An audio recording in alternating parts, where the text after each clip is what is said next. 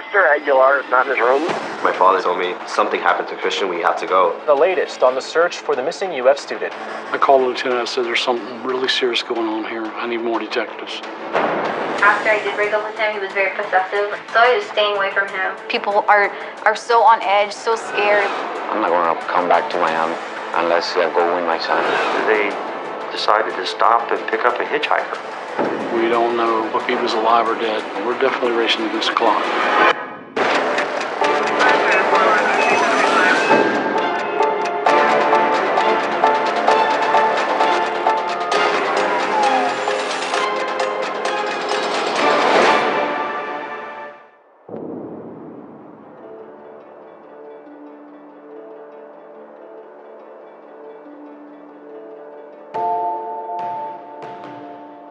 My son was going to the University of Florida in Gainesville. Christian got to his dream to become a Gator.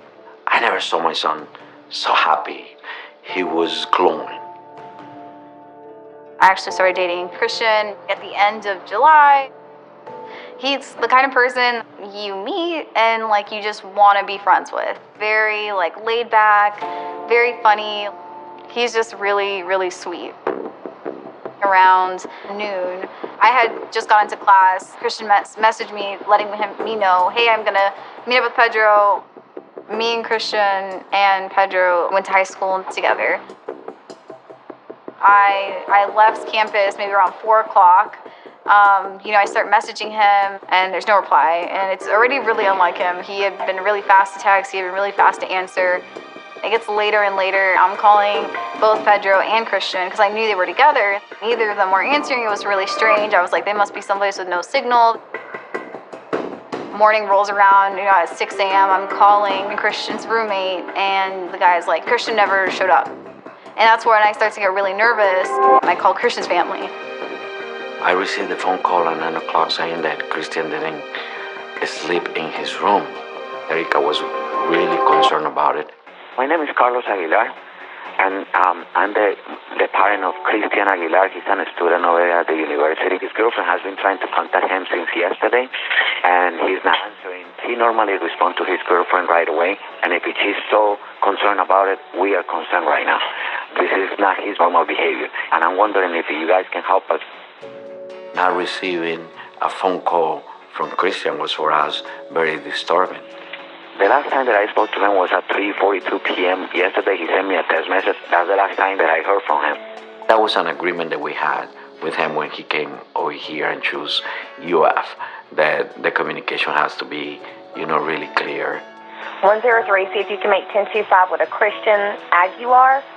He is a Hispanic male, about 5'3" to 5'5". I've been with the University of Florida Police Department on and off for about 20 years.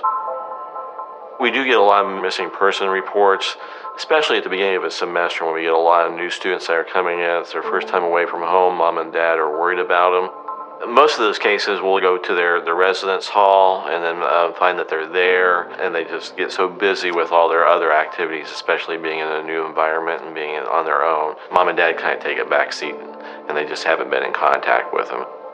Mr. Aguilar is not in his room. His belongings are there. There was just no one home.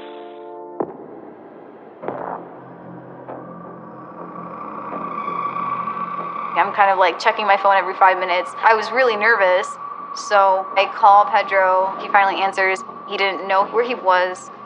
I'm like, we're going to the police station to report Christian missing. Pedro Bravo and Erica Freeman were all in our front lobby. With Erica Freeman, it was very obvious that she had been crying. When we first got to the university police station, they took Pedro to the back because he was the last person that saw Christian. Let's see if we can locate Christian and figure out where he may have been. Please. How long have you known Christian? 4 years. My whole philosophy and strategy moving into that interview was to try to say, we're in this together. You came to us for help. Let us help you. Tell me what we can do to help you locate your friend. Does Christian have a girlfriend here? Yes. The girl at the front. What's her name? Erica Freeman. That's his current girlfriend? Yes. How long have they been dating? I don't know, I guess 3 weeks to a month. How long has he known her? He's known her for about same time as me, 4 years. So you all went to high school together? We all went to high school together, yeah. Pedro Bravo, he looked extremely tired. His face was drawn, his eyes were red. Tell me a little bit about where you were with Christian yesterday. The reason I wanted to talk to him is because I've been going through a very rough time, because I've been contemplating suicide, and I almost attempted at one point. What prompted you to start having these thoughts recently?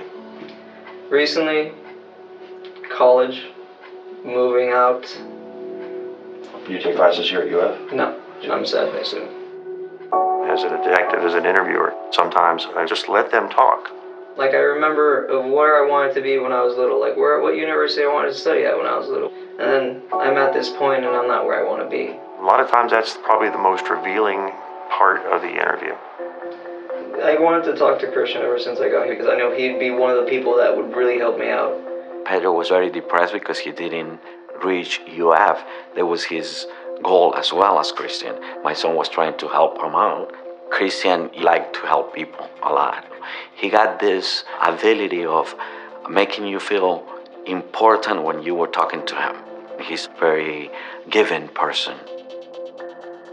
So I called him up and he agreed to meet me Thursday at 2. We got in my car and we went to Zaxby's Chicken.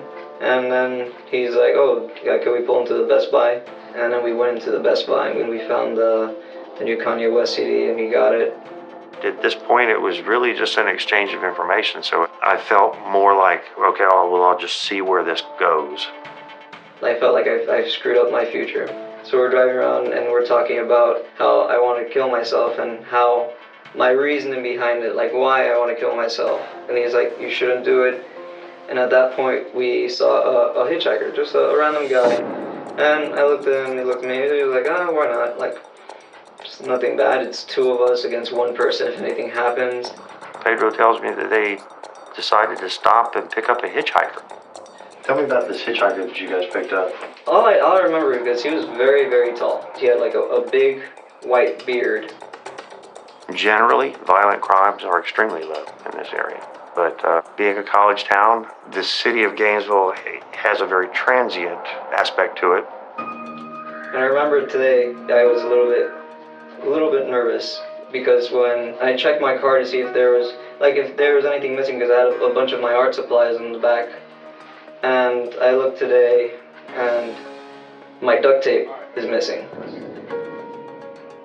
You dropped this hitchhiker off north of 441 at a storage facility? He's like, just drop me off right over there. I pull in there, he gets off, and we leave the guy. And then after that, we jump back on the same thing of me talking about me committing suicide. And I'm like, you don't know what I'm going through. He got frustrated and angry at me, and he's like, stop the car, I want to get off. So about what time was it you dropped Christian off? Around 6 or 7.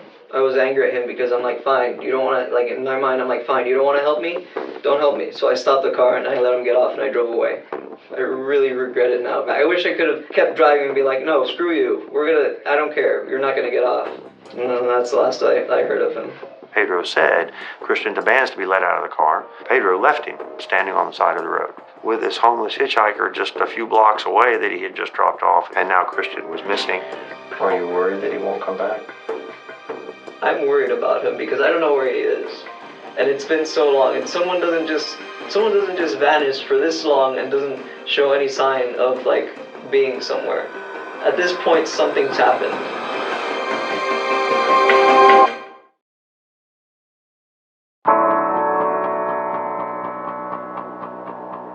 I was in my AP English class, and I hear that somebody came to pick me up early from school. And I go outside, and my father's there. He's kind of lost for words, and he just told me, something happened to Christian, we have to go. We picked up my mom, and we just booked this straight to Gainesville. At this point, all I know is that Pedro was one of the last people Christian saw.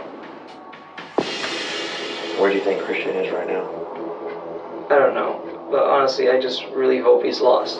I interviewed Pedro at the University of Florida campus. Pedro explained that he and Christian got into a heated argument and that Christian demanded to be let out of the car, and Pedro was so upset that he pulled off to the side of the road and told him to get out. So about what time was it you dropped Christian off?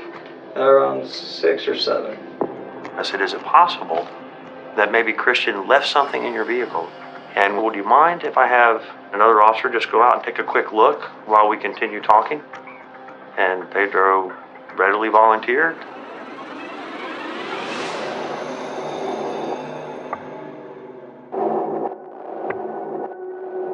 How about Erica? When was the last time you talked to her? Last time, it was yesterday. Have you and Erica ever dated? Yes, we have. How long ago?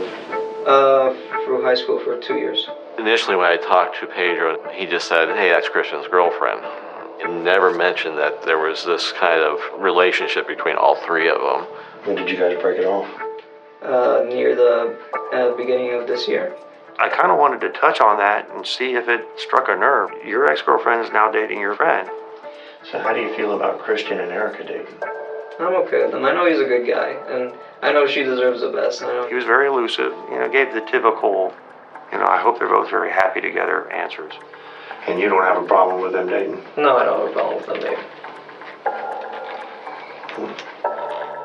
I never thought of this guy as a suspect, but yet the expressions on his face, the distant look in his eyes, it was just something that just didn't fit. When I was driving to Gainesville, we called Pedro. Hello? My parents are in this state of panic. There wasn't that much information that we knew. All we knew is something had happened.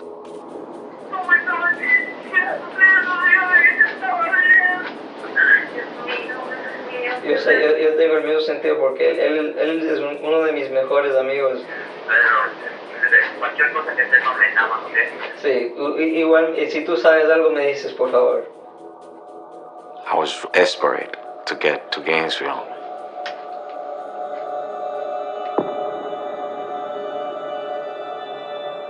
It was truly critical. We find out what really happened. Chris, where are you? Are you okay? I felt like I wasn't going to get any more additional information out of Pedro, and I was really, truly at a loss. So I called Detective Randy Roberts over at Gainesville Police Department and explained to him that we were investigating a missing person. We made this decision that, okay, we're going to have to get Gainesville Police Department in here. How you doing? Detective Roberts puts people very much at ease. Are you Pedro? Yes, I'm Pedro. And when he comes in and he sits down and he starts talking to you, you feel like you're talking to someone you can trust, that you can confide in. We usually work these types of cases, missing persons. So I really hope he's not missing for long. Me too. So when in reality, Randy's reading everything that's going on with your body language, with your eye movements, with your hand movements. I need to just find out, when have you seen Christian? Yesterday. There's definitely a sense of urgency when somebody goes missing because something has happened to them. We need to find them as soon as possible, get them returned. Me and him both see this hitchhiker on the side of the road, and we decided why not to pick him up. You listen to what they have to say, and then you create your strategies as you go. What's he look like? He was very tall. He had very big hands. He gave me an age, height, weight, hair color, even that he was standing on the backs of his shoes. What was Christian wearing? He'd spent hours with him and couldn't tell me basically what color shirt he was wearing. What kind of shoes was he wearing? Dark color. Did you make any stops from the time that you dropped him off when y'all were mad at each other? Did you stop anywhere? Yes, I stopped to get something to eat. Where? At the McDonald's. About what time now? Say around 6-ish, something like that. Then I went home. Around 8, something like that. I took 4 sleeping pills, and I got really drowsy. Next thing I know, I woke up half dazed at 1 just to see how my phone's doing. As far as we're just sitting there talking, but we've got behind the scenes a lot of people doing a lot of stuff trying to develop information in a short period of time. Remember, our evidence custodian went out and did a cursory search of the vehicle just to get clues. Either Pedro's telling us the truth, or maybe there's something that might indicate where Christian might be. And there were some things that came up during their initial observation of the vehicle.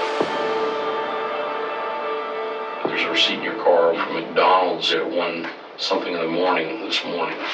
The timestamp that was on that McDonald's receipt was totally contradictory to Pedro's timeline.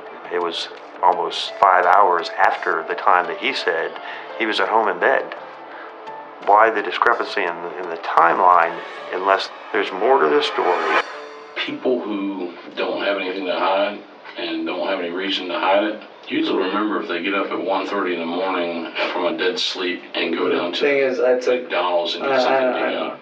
I might have had like the midnight munchies, just like been really hungry and gone out, but I don't. Where he's lying to me, you had to have evidence to contradict his story. That McDonald's receipt, that was something pertinent. Those little places where you order your food has a little camera. Well, am I going to see your face at McDonald's at 1-something in the morning? Probably. Probably? Would you say definitely I'll see your face? You will definitely see my face. Now I'm getting to the point where I'm going, something's happened. I'm going to be honest with you. I'm kind of looking at you like you did something to him. You're right. I can't keep everything from you, and I have to tell you one thing. Okay. Like in the scuffle with Chris, it wasn't just really an argument.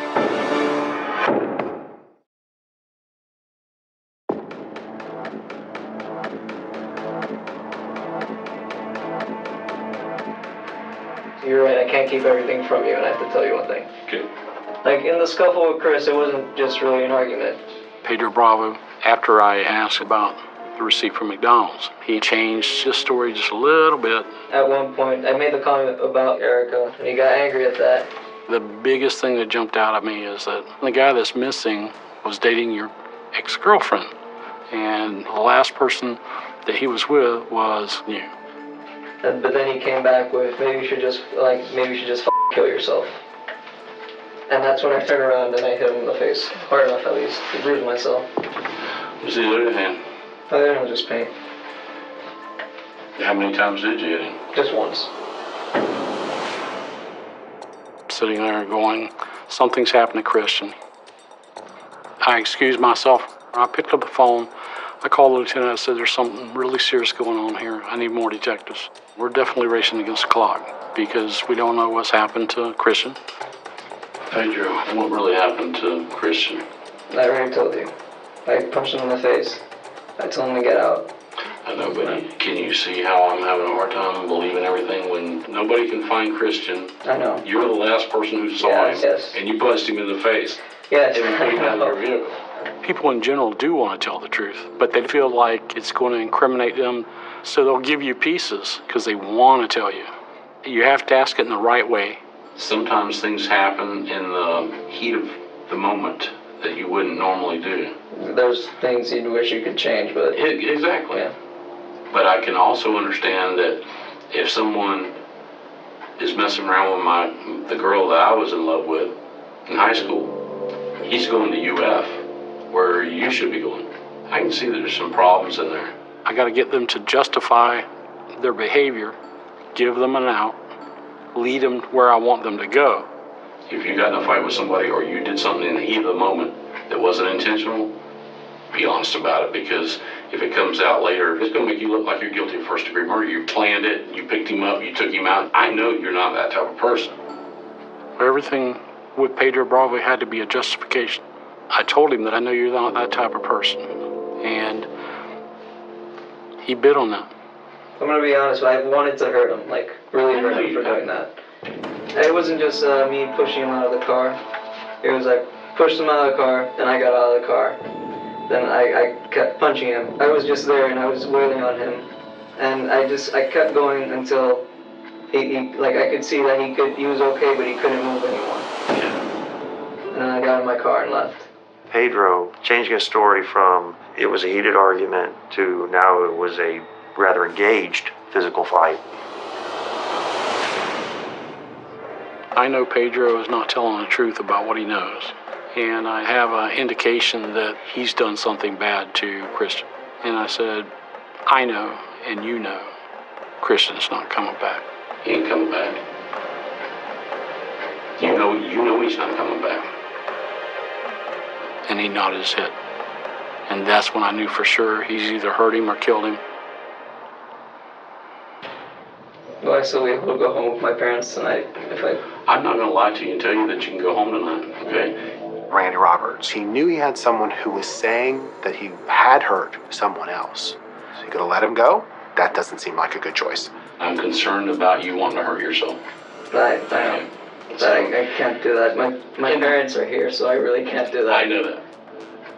We didn't have enough to arrest him. At that point, the evidence we had kind of started to collect was nothing that tied him directly to Christian going missing. You tell me that you're thinking about hurting yourself. I can't just let you go home. I might have to have you Baker acted and taken down for an examination, psychological examination, make sure you're not going to hurt yourself. The Baker Act in Florida is an involuntary civil commitment for someone who intends to harm themselves or others. Under Florida law, Randy was able to put Pedro Bravo in a mental health facility for a short period of time, which gave him the opportunity to gather more evidence to prove Pedro committed a crime. I got detectives doing research, doing cell phone search. I got forensic investigators coming. We drafted search warrants for Pedro Bravo's apartment and Pedro's SUV. I've got detectives out pulling surveillance video. We have continued coverage tonight with the latest on the search for the missing UF student. Going into the woods, searching, but we haven't found anything. As a father, you really don't think. The only thing that you are doing is searching, and the adrenaline is let's find Christian. There was a massive effort to find Christian Aguilar. This effort was really spearheaded by his family and his friends. Family, friends, and police have been searching almost non-stop for Christian Aguilar, who went missing on Thursday. But the UF freshman's whereabouts are still a mystery. I know I was terrified at that moment. I was scared, I was angry. I'm just imagining all these possible outcomes or situations that Christian might have been in. They brought in the Game and Fish officers, the Florida Highway Patrol, the Sheriff's Office, helicopters, the Department of Corrections brought in bloodhounds. His parents just desperately hoped Chris was still alive, injured, out in the woods somewhere. I understand that you and Pedro were dating all through high school. Yes, it was going to be 3 years in October 9th. So about 3 years, yeah. While they're trying to find Christian, we're interviewing Erica, Christian's girlfriend. After I did break up with him, he was very possessive. Like, it was kind of like, I don't care what you're feeling right now. Like, I want to be with you. So I was staying away from him. With Pedro, I definitely just started feeling like less and less valued in the relationship. So I break up with Pedro at the end of senior year. When we broke up, Pedro was heavily sobbing. I was like, I don't want to cause all this pain to somebody, but I need to explain to them, like, I'm very unhappy. A few months later, I started dating Christian, and we were together all the time. I know Pedro didn't take the breakup that well, so no one was supposed to know about us dating, and it was a fragile thing. My main reason for not telling Pedro about me and Christian was strictly concerned for his mental health. But I guess he knew. So Pedro shows up here sometime in August. I turn around, he's like right there, and I'm like, I was kind of like in shock. Pedro got a good scholarship from FIU in Miami, so I was just very confused when I was like, what is he doing here? Normal people don't just pick up all their stuff and go up to Gainesville for a girl. It's very like soap opera like. Pedro Bravo was in love with Erica Freeman, but once he discovered that she was dating Christian, Pedro just couldn't get past it. He was going to try to get his girlfriend back. After hearing more and more from police officers, and after hearing more and more that his story had changed multiple times, I started becoming more and more suspicious of Pedro. We don't know what's happened to Christian. We don't know if he was alive or dead. You know, we're definitely racing against the clock.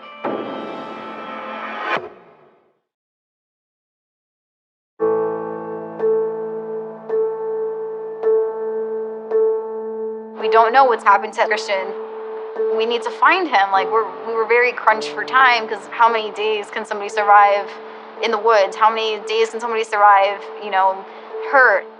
I don't know how long it's going to take me, but I'm not going to come back to Miami unless I go with my son. That's it. We didn't care about bugs. We didn't think about snakes. We didn't think about anything because I need to get to him as soon as possible. During the course of my interview with Pedro, he said he'd had some ideas of committing suicide. You were with Christian yesterday? The reason I wanted to talk to him is because I've been going through a very rough time, because I've been contemplating suicide, and I almost attempted at one point. Pedro Bravo ends up being taken to a mental health facility because he said he's suicidal.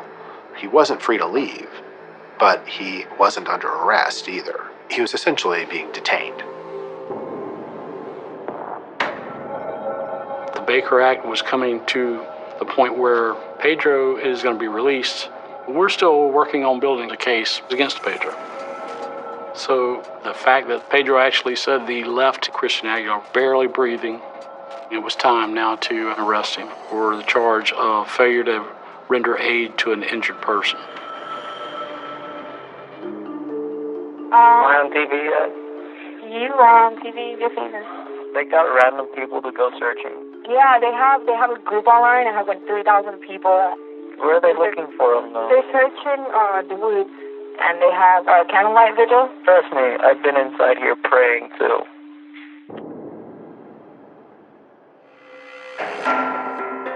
I am a digital forensic specialist. I concentrate on mobile devices, and I did an extraction of Pedro Bravo's phone. Anytime somebody uses a phone, we're able to build a picture of not only where they were, but where they went, and sometimes even the route that they used to get there. The Gainesville Police Department will use that information that they gained from Matt Geckel, and they will find every video of every store where Pedro's phone went. We were ultimately able to find some logs that were kept on the iPhone that contradicted what Pedro was telling us. There was about a 5-hour period from about 8 p.m. to 1 a.m. where Pedro's phone disappeared from the network completely. This is when he told us that his phone had died. We were able to show through the log that that wasn't true, that his phone actually had a charge and that he had just placed it in airplane mode. When Pedro's phone came back on the network, about 1:03 in the morning, it actually put him almost in the same area that he was in when he left. It was actually near a McDonald's where we ultimately discovered a car wash that he had visited. We found video from a car wash, and he was there for 12 minutes washing his vehicle, which is very unusual to wash your vehicle not only at that time, but also for that long. The only thing he didn't wash was the wheel wells. We found dirt and soil underneath the wheel wells that indicated he'd been out in the woods. So samples of all those were taken. Inside Pedro's vehicle, we found blood that paint had been poured over top of. And Pedro had the paint on his fingers when I interviewed him. We drafted search warrants for Pedro Bravo's apartment. We found some receipts for items that were very incriminating, like a shovel. He lived in an apartment. He didn't do any maintenance. He wasn't working at anywhere that used shovels.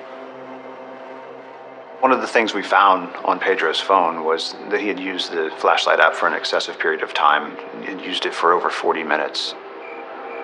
It's a long time to use your flashlight app on your phone, unless you're burying a body in the woods. All the evidence pointed to GPD is not working a missing persons case, they're working a homicide.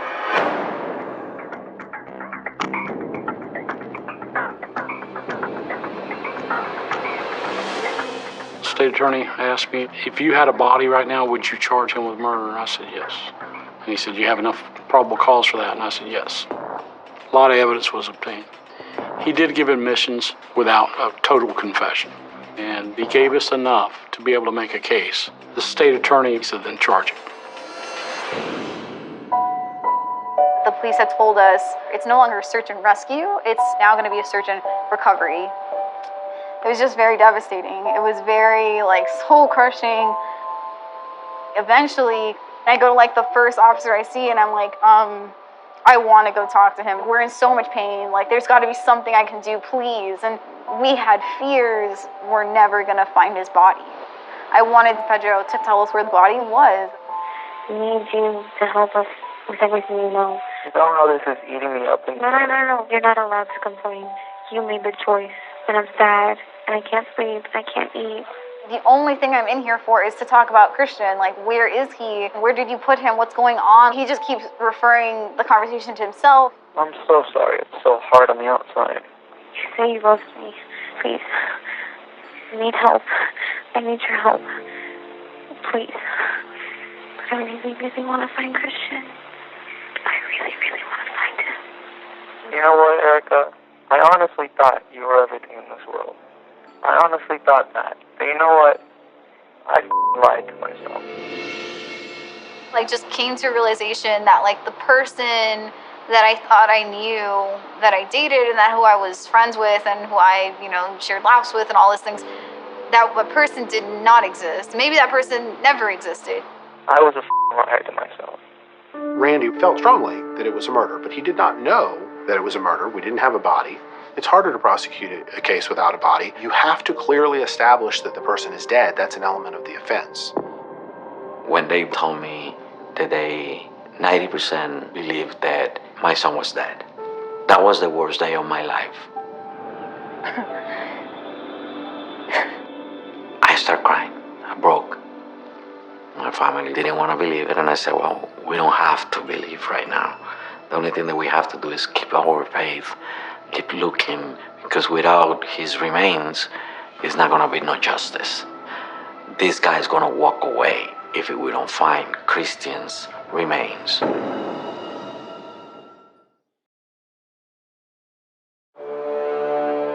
Mr. Bravo had changed his story several times. There was a lot of reason to believe he was guilty. Randy Roberts has the receipt from McDonald's that shows that he's lied about his whereabouts. There's body fluid on the back seat of Pedro Bravo's car. Mr. Bravo had purchased a shovel with cash, and at 2 o'clock in the morning, why would Pedro Bravo be washing mud off his car? And on the night that this happened, he used his flashlight app for 43 minutes. So Randy Roberts felt strongly that it was a murder. We've arrested Pedro Bravo for murder, but we still can't find Christian. We know that we're not going to find him alive. The family needs closure, and they're still conducting searches every day. The crime that you saw in there, I told them we have to start thinking the worst. We charged Pedro Bravo and we went to the grand jury without a body. It's harder to prosecute a case without a body, and Pedro Bravo, he chose to continue to protest his innocence and say that he wasn't guilty of anything. They're trying to frame me right now. Funny. This guy planned this one, and he's not telling the entire truth. When they executed a search warrant of Pedro's bedroom, the Gainesville Police Department located his journal, and he had the vast majority of what he intended to do in that journal. Pedro was embarking on this journey in his mind to get Erica back. This was a young man that had gone off the deep end, became obsessed, and allowed his obsession to control him. Approximately 5 days before Chris went missing, Mr. Bravo goes to Walmart and Lowe's and buys the items that he will use to murder Chris. This was a planned and plotted murder.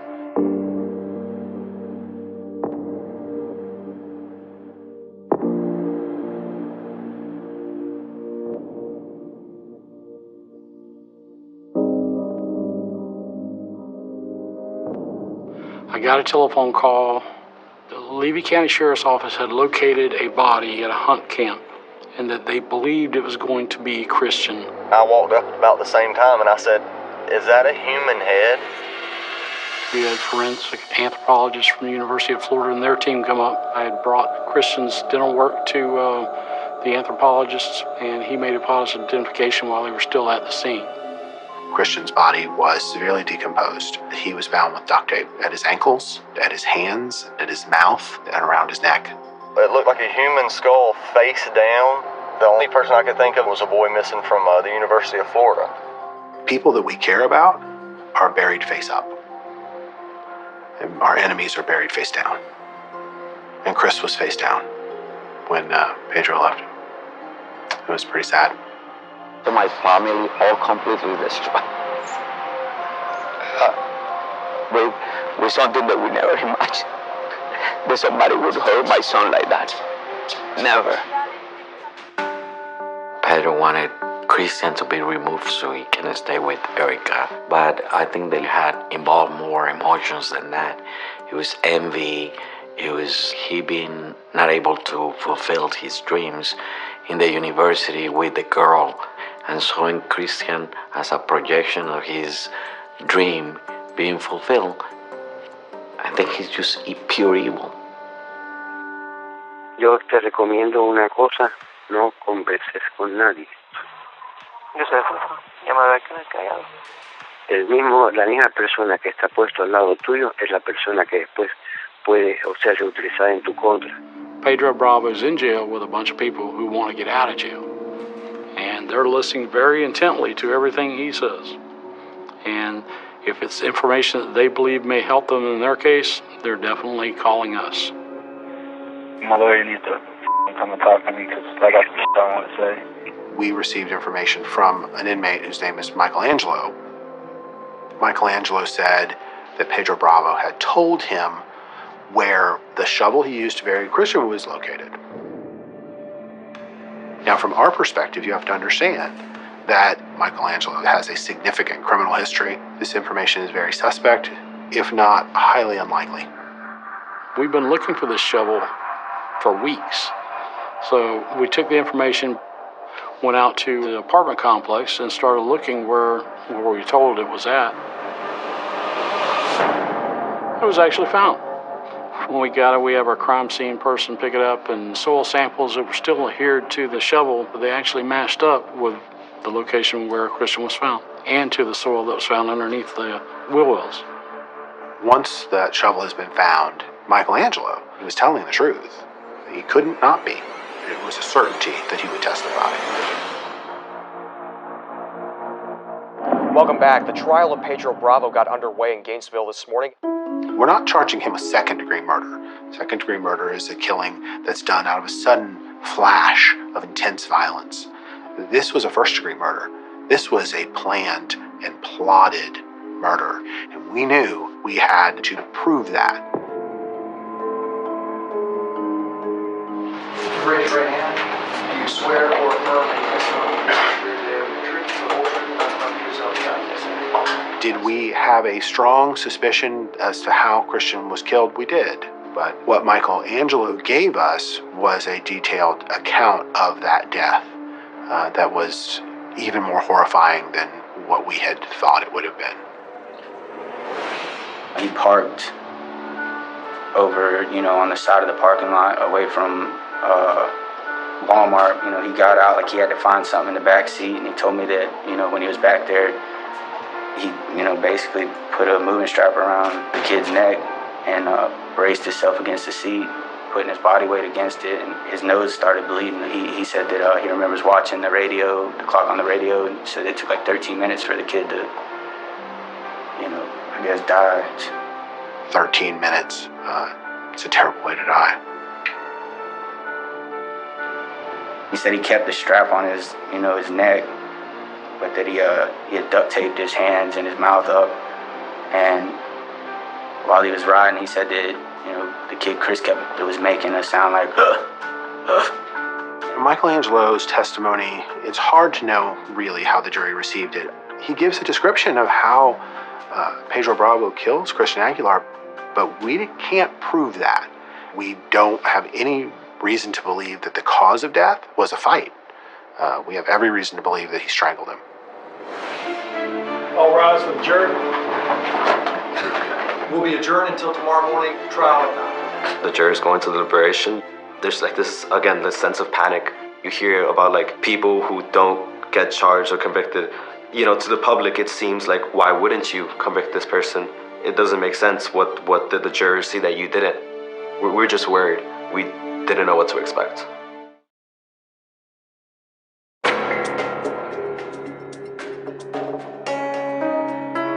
They call you back into the courtroom to hear the final verdict, and your heart's racing, your stomach drops. It was just intense anxiety to hear what they were going to say. Pedro admitted Christian Aguilar had suffered probably life-ending injuries and that he had abandoned him.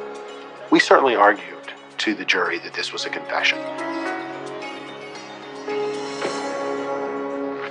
We, the jury, finds as follows as the defendant, Pedro Andres Bravo. The defendant is guilty of first-degree murder. Mr. Bravo was convicted as charged on every count: first-degree murder, kidnapping, the unlawful transportation of human remains, tampering with evidence, lying to a police officer in a missing persons investigation, and false report of a crime. He was sentenced to life imprisonment, and in addition to that, he was sentenced to 46 additional years in state prison. When they came with the verdict and they announced it, it was a relief that, justice was served. We cried. We didn't enjoy or celebrate nothing. Nobody won. And I taking my son back home. And, Pedro's family is also destroyed. Carlos and Claudia have more strength than anybody I've ever seen. I couldn't imagine being a parent having to go through what they did. The police, the investigators, the prosecutor, they were phenomenal. And those people are in my heart. And always I will be, grateful for their friendship, for their support. I know there is a lot of good people, and you cannot let one individual destroy all of us. Christian definitely set this kind of path, and he carried himself in such a way that I kind of wanted to also follow. I decided to go to the University of Florida. I felt like the only way to truly understand what he saw in the school was just to come here, and it's one of the best decisions I've ever made. I cannot be more blessed than being the father of Christian and Alexander. For me, both of them are the most precious gift given to me by God. My favorite thing about Christian is his smile, his heart. He will give you a hug, give you a kiss without you asking. And I miss that. I tend to always remember those really happy moments where we're talking about the future and we're holding each other and we're eating a bunch of donuts. Very simple, just felt so exciting being with him. I try to think of how pure that love was and how rare that love is, and I think that's how I'm gonna carry him in my heart, because I know there's a lot of pain in the story and there's a lot of grief in the story, but love is what kept me going in all of that, and love is what keeps me going. Love is his legacy.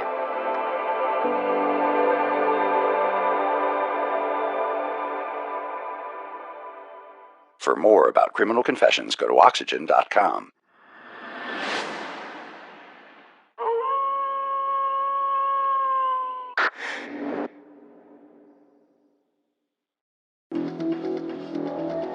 Stephanie called me. She says, Daryl's dead. I think you did something. I think you were... You think I did something? Yeah. He didn't have any enemies that I knew. You're not gonna find no gun residue because I did not pull no trigger. Who actually pulled the trigger? It was an open question. Was there anybody else there? Yeah, that Mexican guy that we don't know whose name it was. It was like something out of a weird movie. What did he tell you? That if I say anything, it wouldn't be too hard to get rid of me. We had no murder weapon. We had no physical evidence. Getting a confession was key. This is my first homicide investigation. There was a lot of pressure.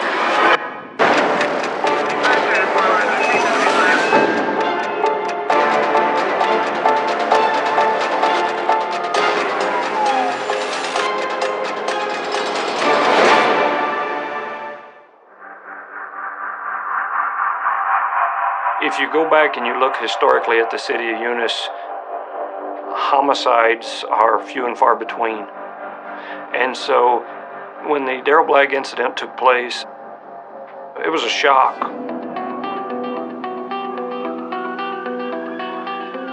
The Eunice Police Department responded initially, and I remember that day it was raining really hard.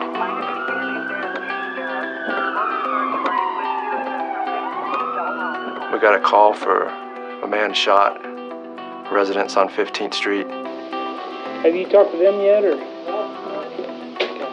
We got on scene. There was Stephanie Blagg, John Blagg, and Dally Blagg standing out in the front yard. Where's the gun? Okay.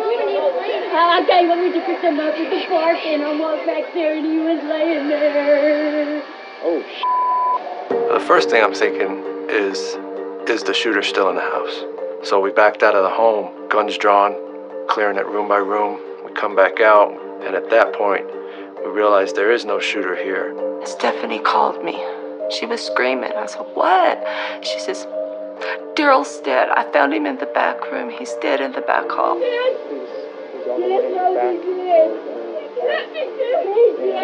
Looks like there's some kind of mark. I don't know if it's a gunshot.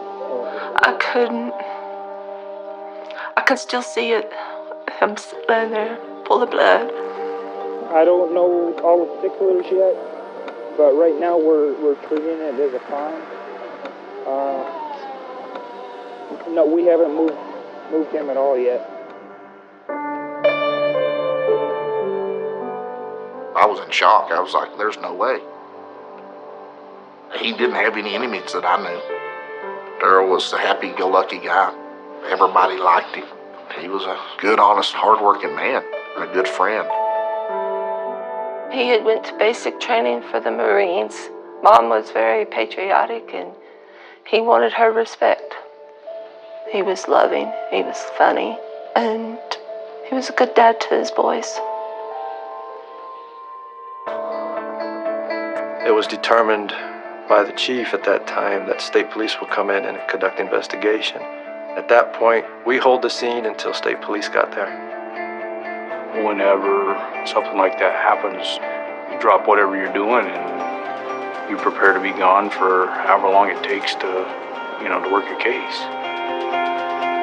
Every case I do, I don't care what it is, I investigate it like if it was my family that got victimized. And I make sure that I do everything in my power to try to help that victim.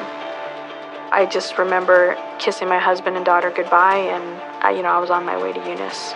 And during this time that I'm driving, Tim tells me, "By the way, this is gonna be your homicide." So I'm like, oh wow, because this is my first homicide investigation. It was a lot of pressure.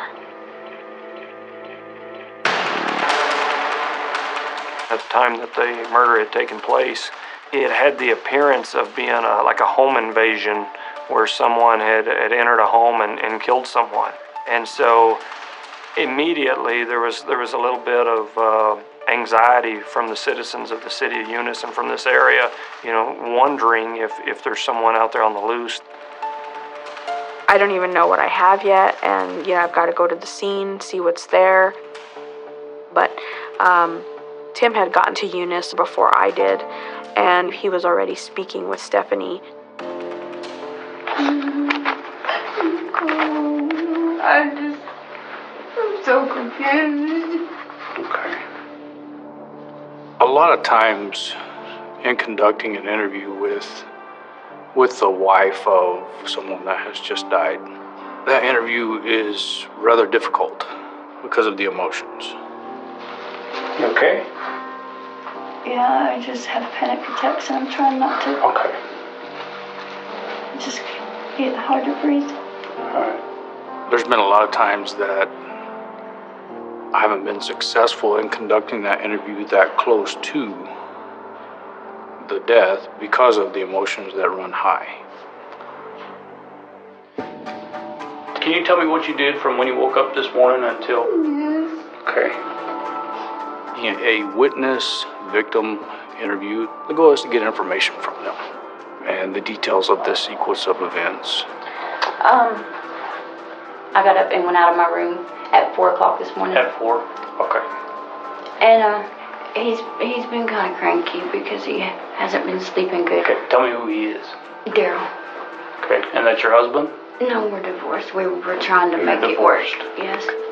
Stephanie and Daryl Blagg had been divorced, and they had gotten back together in an attempt to reconcile their relationship, and there were plans for them to get remarried at the time of Daryl's death. So, I don't know what time I called him, but because he told me last night I never wanted to have sex with him or do anything with him. So I said, the kids are going to be gone. I said, instead of coming to the front door, come to the back door, because I'm not going to have nothing on but one of my little nighties. She wanted them to come in the back door so that, there's going to be a little time for them to, have as a couple. And I remembered I didn't tell John and Dolly what time to be home. So I went to go find them at the park to tell them what time to be home. Well, they were wet and they wanted to come home and grab a dry shirt and a jacket. Stephanie and Daryl Blagg's children are John Blagg. I believe he was 15 or 16 at the time. Dally Blagg, who was 12. And then Andrew Blagg, who was 18 years old. So we get home and his gang truck's there. The front door was unlocked, which is unusual.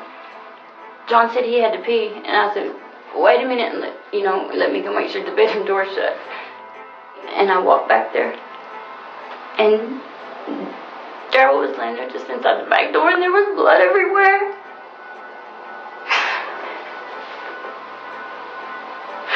All right, I'll just take deep breaths, okay?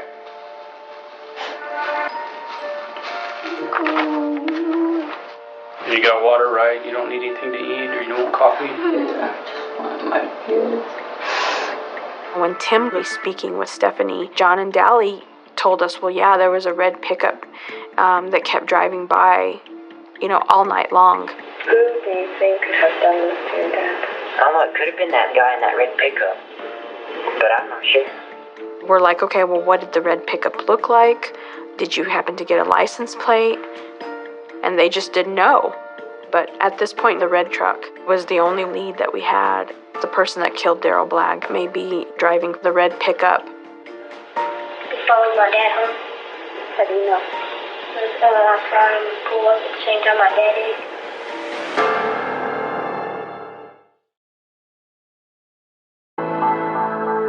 When the Daryl Blagg incident took place, it was all over the newspapers. It was on the news. And so people in the community of Eunice were uneasy. I met with our crime scene team, which was Kevin Massis, and he started walking me through the scene. I could see Daryl just sitting there in a pool of blood. Mr. Blagg got home at 4 o'clock that evening. That's the time he was shot. He was shot multiple times in the face and in the chest. I think we had over 100 pieces of evidence. But with all that evidence, we didn't really have any hard evidence pointing to someone. We were trying to get to the bottom of what had happened. And there was the story of the red pickup that was brought up. And so we searched desperately for every red pickup. And, we went and followed up on every lead that we had. And Tim was still trying to get information from Stephanie. I got his lunch made like I do every morning. What'd you make him for lunch? I made him a peanut butter and jelly sandwich, 3 ham sandwiches. 3 ham sandwiches? Mm-hmm. And I put a Star Crunch and some other little cake, and I put a bag of brownies and a bag of chocolate chip cookies in there. Okay. Any idea as to what time you came home and found him? The only way I would know is if I called his sister. You called her? She was the first one I called. Okay. How come you didn't call 911 the minute you found him? I'm very bumfuzzled. Okay. It's not normal to call a bunch of different people before you call an ambulance. She was able to describe to me every single item that she put in Daryl's lunchbox. But if you're having difficulties relaying the events that occurred a few hours ago, in my experience, you're hiding something for some reason. Any narcotics involved in the household at all, either with you or him? No. Okay. It's just information. I mean, I tried. I asked her a while back, and we got in a big fight about it. But I mean, no. Okay. And ice being methamphetamine. Mm-hmm. Okay. Have you used it since then at all? It's okay. Tell me. Yes. Okay. When's the last time you used ice? Just this morning. Okay. She was doing drugs, meth, but Daryl was totally against drugs of any kind. He told her in front of everybody, I'll do what I can to help you. You're my kid's mom.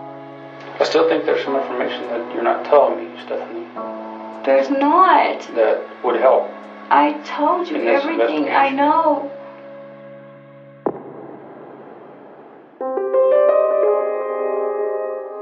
It wasn't until speaking to Rose Dozier, Daryl's sister, that I realized that Stephanie had a boyfriend. Do you know of anyone who wants to hurt your brother? She had left for another man. No. Billy, bye. Do you know if she still has any contact with him? I've heard rumors that he's been coming around. He loved her. No matter what she done, it seems like he took her back. So I tell Tim, there's a little bit more to the story.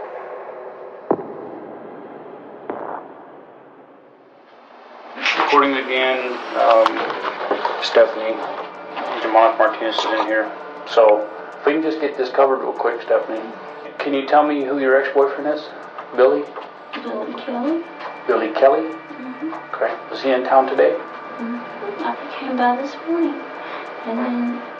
Okay, but this is the first you told me about Billy being there, and I asked you if there was anyone else there. When Stephanie found out that we knew about Billy Kelly, the story changed a little bit. He was with my boys at the park. Oh, he was with your boys at the park? Okay. Yes. And I had him come back to the house with me. And Billy went back there, and he come back, and he told me that Daryl was back there dead. I mean, there were definite holes in the story, which made me suspicious as to whether she was being completely honest with me. There was no red pickup at your house today? Huh? The boys tell me. I did not see no pickup parked in my driveway or anywhere else if there was one parked there, because I just ran out, barefooted, run to tell the kids what time to be home so I could hurry up and get back before Daryl got there. Go get my clothes. Check them. You're not going to find no gun residue because I did not pull no trigger. Okay, but did Billy? No. If he did, I wasn't there and I didn't see it. Okay. What kind of damn person would take somebody there to kill their ex-husband in front of their kids? I don't know. Only a maniac. I don't know all these answers. That's why we're asking the question. No, I'm third. No. Okay. That's just ridiculous. I would not do that. She didn't want to talk to us without a lawyer after that. And at that point is when they arrested Stephanie. While we were conducting the interview with Stephanie, our investigators obtained a search warrant and found methamphetamines in her vehicle, which was the basis for charges against her. The boys, they're a wreck. They've lost their dad. Their mom's in jail. I was their guardian after that. It was beneficial to us for her to be incarcerated, which gave us the ability to interview persons that we felt could provide solid information to help resolve the case.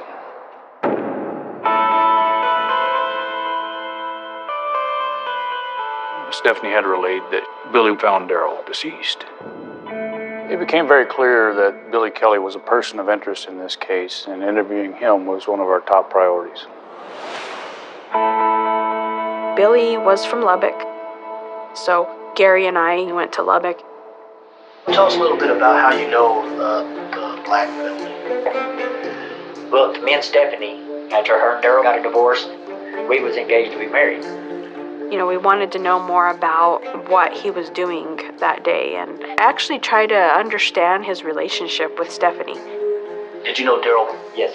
He hates me with a passion. Him and Stephanie's separated, so I put a tattoo on her ankle, and it was my initials. You put your initials on her toes. You don't think he has a right to be mad? I got her all over me. He basically had tattoos of something, regarding Stephanie all over his body. So what time did you get at the house? I'm gonna say about 4:30. Me and the kids would go to the park, and then we drove around for a little while because it was raining. And then I needed gas in the car, so we pulled up at Allsup's. Billy said he was at Allsup's. So then there's something else that you can, jot down to go follow up on. And then Stephanie called me on my cell phone. She goes, let's go back to the house. I said, all right.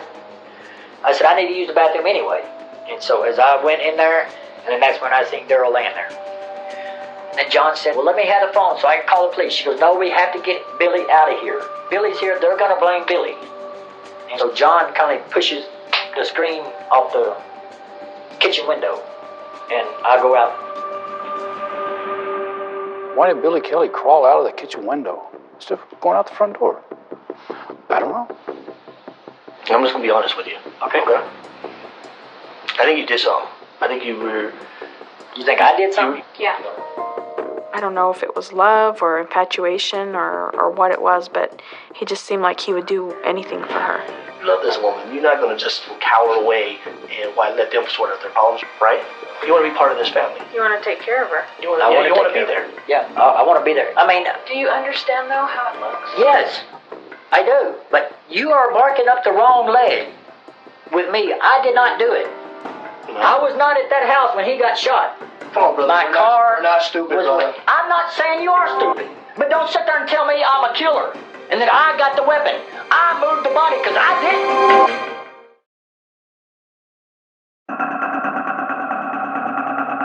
You're pissing me off. How am I thinking you that? Because you're sitting there telling me I was there, I done it. Well, was you? No, I was not. I done sat here and told you 3 times that I wasn't there. Speaking with Billy, it was pretty clear cut that things aren't adding up. You're sneaking around, and you were with her when he died. No, I was not. Even though he didn't come out right and say he was involved somehow, we still kind of had this adrenaline rush that we were on the right track. This is over. It's done. Because of the confrontational interview with Billy Kelly and unclear information that Stephanie Blagg gave about her sequence of events that day, it became apparent that Stephanie Blagg and Billy Kelly had some involvement in the death of Daryl Blagg. What that role was the big question. We went and followed up on every lead that we had, like the story of the red pickup. We realized that was actually Daryl Blagg's coworker forgot his wallet at the house, and he drove up in his red pickup to go get his wallet. And so we were able to eliminate the red pickup truck as a vehicle of interest, and even the driver as a person of interest, which kind of took us back to square one. While we were continuing the investigation of Daryl Blagg's murder, Stephanie Blagg was in custody for possession of methamphetamines. And the reason she stayed in custody was because she was not able to make bail. But she wasn't going to talk to me further without a lawyer being present. Hello, this is a collect call from Stephanie. Once Stephanie was in jail, she made tons of calls. She made a lot of calls to Billy Kelly as well as numerous calls to her children. I want to ask you a question. What, baby? Did you have anything to do with it at all? No, baby, I did not have your daddy killed. I did not kill him, baby, I didn't. No lies at all. No, baby, I didn't. Is Billy? No, son. Billy was with your brother, Duckney. That's what I have to know. Whatever, you don't believe me. Tell your brothers I love them, okay? Stephanie's own son, Andrew, questioning Stephanie's innocence, that prompted us to bring in Andrew's younger brothers, Dally and John. Because John and Dally Blagg were with Stephanie and Billy Kelly when Daryl's body was found at their house. So you go to the park, you and Dally go to the park. Yes, sir. And then what did you do? We went and started walking home. Okay. Was there anybody else there that day? Yeah, that Mexican guy that we don't know whose name it was. A Mexican guy? Yes, sir. We now have discovered an unidentified person that was with Stephanie Blagg the day Daryl was murdered. And what do you think he was doing at your house that day? I don't know. And you don't remember his name? I think it starts with a J. My mom was there. She told us that we wasn't supposed to be back yet. By the time I get by her bedroom door, it was open, and her and that Mexican guy were walking out. Any idea what they were doing? Dally signal messing with the guns. We did forensic testing on both Stephanie Blagg and Billy Kelly for gunshot residue. Those tests came back inconclusive. It could mean a couple of things. One, we didn't gather that evidence quickly enough, and they were able to get that gunshot residue removed or washed from their hands. Or it meant that they hadn't fired a gun. Now we know John and Dally saw this Mexican guy looking at guns with their mom. Our thesis was that Stephanie had hired someone to kill Daryl Blagg. We just didn't know who it was. So now we've got this unidentified person that his name begins with a J, and that's not a lot of information to go on. This call is subject to monitoring and recording. Oh, you know that Mexican guy that was over here? No, I don't know what you're talking about. The one that was with you when me and Dally came back from the park. No, I don't know what you're talking about. They're trying to find him. I don't know what you're talking about. And I can't think of his name. I think her denying that this third person even existed was her way to be consistent with what she told her children. And she needed them to believe that she was innocent of any involvement in their dad's death. They're asking me the same questions over and over and over. If they call you back down there and question you again, you tell them you're not saying a word. If there ain't no lawyer there, don't say nothing. Come go to hell. They knew that they needed to not talk to the police, and they needed to keep Mom's secret. I forgot who it was, but they said you hired somebody for Dad's paycheck. Hired somebody to do what for Dad's paycheck? Kill him? Baby, I did not hire nobody to kill your daddy. Who said that? I don't remember who it was. That's not true. There was an individual that was in jail, a cellmate, that had been talking to Stephanie and had information in reference to the Blagg homicide. This individual's name was Stacy Meredith. Mrs. Blagg had made some comments to her that she had hidden a handgun along with some clothing that she was wearing during the incident. We were told it was near a church. Stacy came to us and said, I'm willing to testify. I'm willing to bring her to the location. I'm willing to help you guys set her up. But I've got these theft charges. Would you help me get out of jail? Stephanie had made the request that if Stacy gets out, that she bond out Stephanie so that they could go and get this murder weapon. We decided to make that happen. We asked the judge to please let Stacy Meredith out to help us. Jailhouse snitches are not really reliable people. They're trying to work out a way, to make their problems less. They have a motive, to lie. Stephanie gets bailed out of jail by Stacy Meredith. We took a big gamble, saying, okay, we hope that Stacy, comes through on her promise and that she convinces Stephanie to go and look for the guns. Because if she doesn't, then we don't have much to go on. We took a big gamble. We hope that Stacy, comes through on her promise and that she convinces Stephanie to go and look for the guns.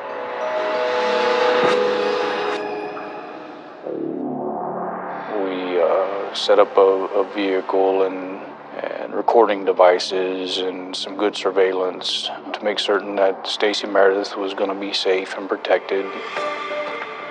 There was a group of us, and we were taking turns leapfrogging each other to where we wouldn't be noticed by Mrs. Blagg.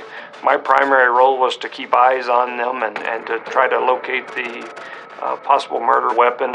As they initially got out of the vehicle and started looking around, it seemed like she knew exactly what she was doing. But then she couldn't find what she was looking for, and so, they wandered around the church and around the side of some buildings and homes over in that area, like they thought they were Navy SEALs seeking Bin Laden or something, I mean, it was like something out of a weird movie. She didn't actually get a weapon from the church or near the church or anything. They didn't left, and We had officers that pulled them over and took Stephanie back into custody. I was disappointed that Stephanie wasn't able to find the gun or the murder weapon or exactly what she was looking for, but Stephanie's actions solidified her involvement in the death of Darrell Black for us. And she was charged with an open count of murder after the surveillance operation. Why she went through these theatrics is anybody's guess. There's no way they could pin this on her because who actually pulled the trigger? It was an open question. Daddy? Hello? They charged me with murder. Did they? Some black girl in here wanted out, so she called the cops and told them a bunch of lies, and they let her out. They've got no damn hard evidence on me. Yeah? You know? All they've got is a damn black girl that wanted out of jail. Huh. We re-interviewed Stacy Meredith. Stacy told me that Stephanie had hired this Mexican guy to kill her husband. She gave me the first name of Juan. You know, Juan is a very common name for the Hispanic people over here in this area. We had somebody else out there that we needed to get identified, but trying to figure out who this individual was difficult. And so things got stagnant.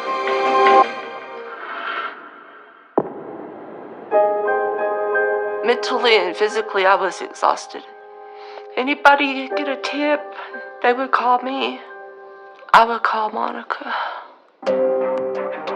Rose calls me out of the blue, and she said, you know, there's a kid, his name's David Pena. He wants to talk to you. I understand that you have some information for me on Darrell Black's murder. At the time, there was the guy that was involved. He was staying with me. Who's that? Johnny Murrow, okay. David calls him Johnny Murrow, which, you know, obviously translates to Juan. So at that point, I remember my heart was beating really fast, and I was just thinking, oh my gosh, we know who Juan is. Did you see Stephanie that day, Miss Black? Yes, I saw her pick him up and drop him off. So she picked him up at your address. And just a couple hours later, he gets dropped off, and he's carrying a bloody shirt full of guns. And he said, I just shot someone. And he goes, I need to ride to Hobbs. Can you give me a ride? I was like, he had all kinds of guns.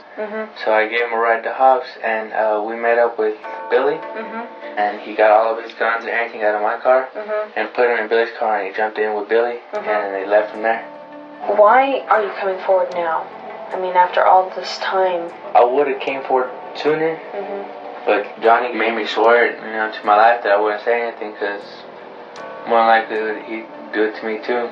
What did he tell you? That if I say anything, it wouldn't be too hard to get rid of me. When I met David, he was like an 18-year-old kid, and he was really scared. He was there simply because he was trying to do the right thing. I've worked with Mr. Black, he was a great man. Well, I really appreciate you coming forward and talking to me.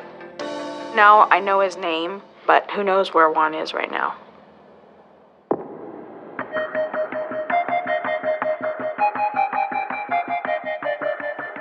In May of 2008, one of our narcotics agents, confidential informants, had said, hey, that guy Juan you're looking for, he's over here working out on this rig. Stephanie's still in jail. So we went out and we arrested him. And I said, but, do you want to talk to me? And he says, yeah. He goes, I want to know what this is about.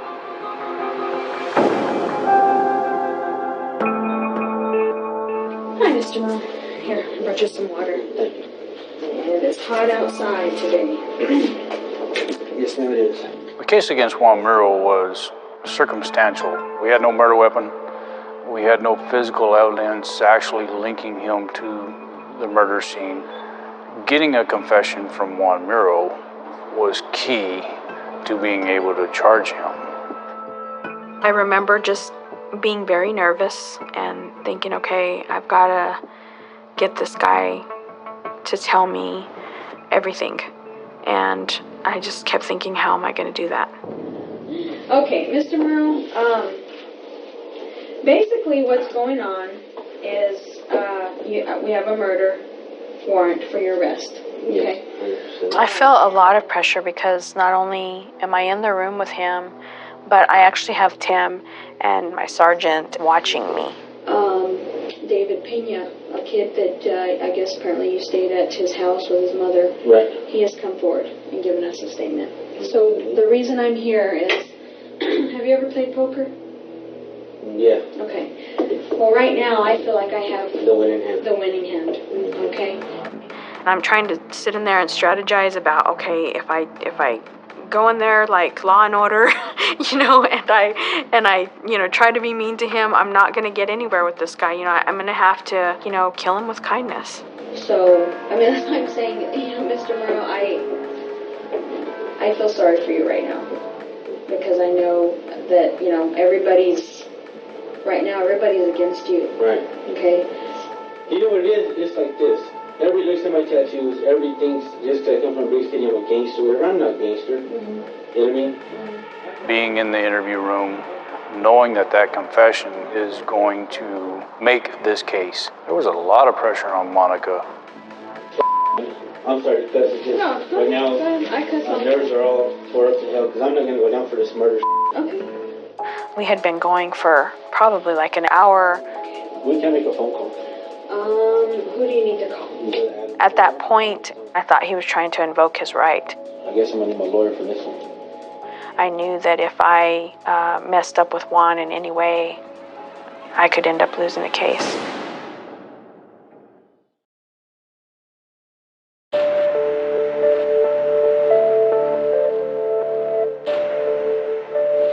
Do you want a lawyer now? Is that what you're asking? No, I don't want to talk about this. I want to know what's going on. All right. I thought that Juan was going to tell me I want an attorney, so it surprised me when he still wanted to speak with me.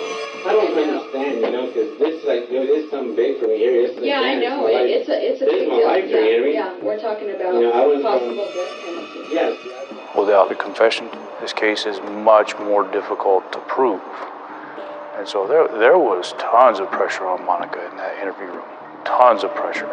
Why would David say, though, that you conspired with Stephanie and that she had asked you to kill her husband? We're talking about your life here, Mr. Merle. We're talking about your life. I'm not telling you everything. Okay. I didn't plan to get involved in this.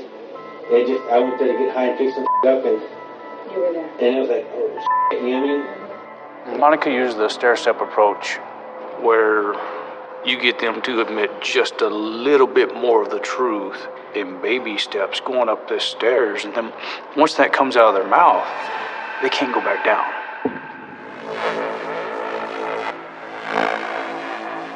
So I came down to get some meth from Stephanie. Okay. Right.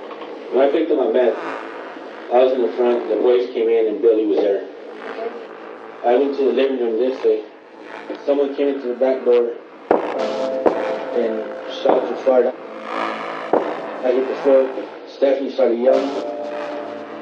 Okay. Who was in the house when shots were fired? Me and Billy and Stephanie. Stephanie. Okay. And when that happened, I took off. Boom. And again, that stair-step approach, he can't now go back from being at the scene. And then next thing you know, Stephanie's taking me back to my house. She gave me a couple of guns and stuff. I said, cool. Okay. I'm not going to lie. I was there when that happened. I didn't pull the trigger. Okay. Okay. Who pulled the trigger then? Billy did. Billy pulled the trigger. Yes. Okay. At that point in time, the time of death of Darryl was narrowed down, pretty precisely. Okay, you know that over here there's an Allsup's. Yes. Okay. And around, I guess it's about 5 minutes to 4, because of those surveillance video. Dally and John, okay, are with Billy, and they're trying to put gas at the pumps. Okay. About that time, Mr. Black drives by in his game truck. So if Billy was there with the boys, that makes only you and Stephanie there at the house. So how could Billy have shot him? Do you need some more water? Please. Do you need to take a break? No. from his posture and body language, I could tell that he was like, I'm all out of stories. And I'm thinking, okay, Monica, you got him. You just need a little more time. And ultimately, I ended up convincing Tim just to come in there with me. Sometimes just taking a small little break and another agent coming in and helping pick up right where they left off can get them right through that door. So who are you saying shot Daryl Black? Billy. Okay. The problem I have with that is Billy wasn't at the house.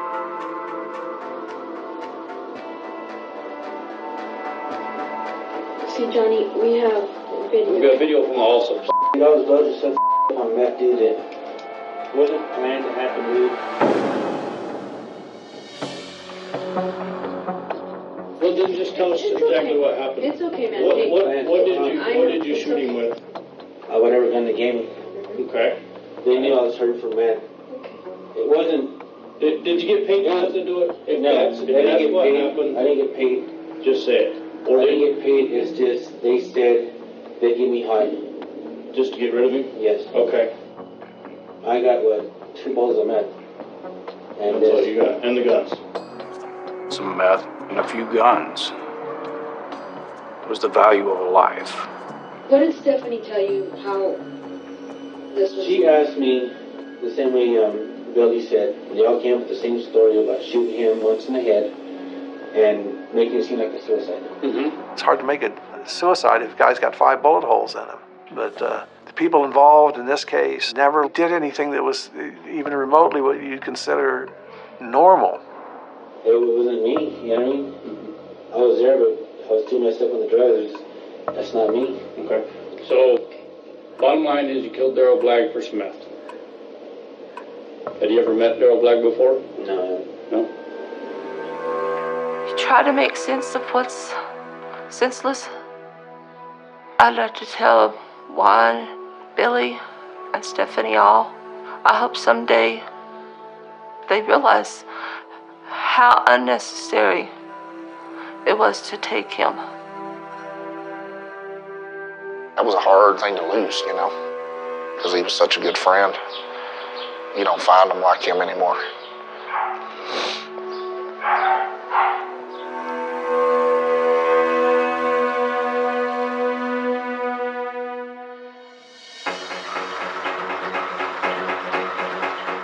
It felt rather good that we had moved justice in the right direction for Daryl Black.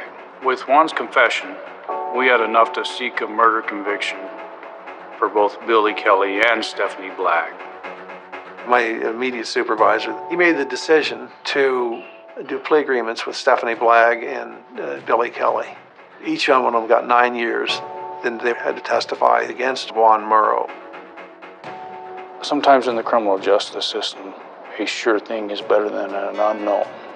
Making a deal with Stephanie Black and Billy Kelly to testify against Juan Murrow is a strategy by the prosecution to ensure that the one that actually killed Daryl would be convicted and put in prison. The jury verdict came out second-degree murder. Needless to say, I was not happy with that. To end this man's life for a couple of bowls of methamphetamine, it was just wrong.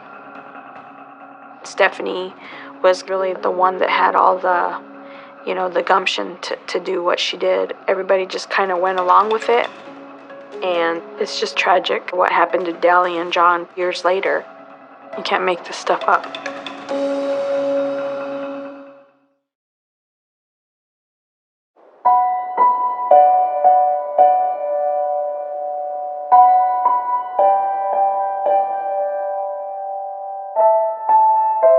Stephanie Black wanted to sit down with her children and explain the plea that she was taking and essentially her involvement in the death of Daryl Black, their father.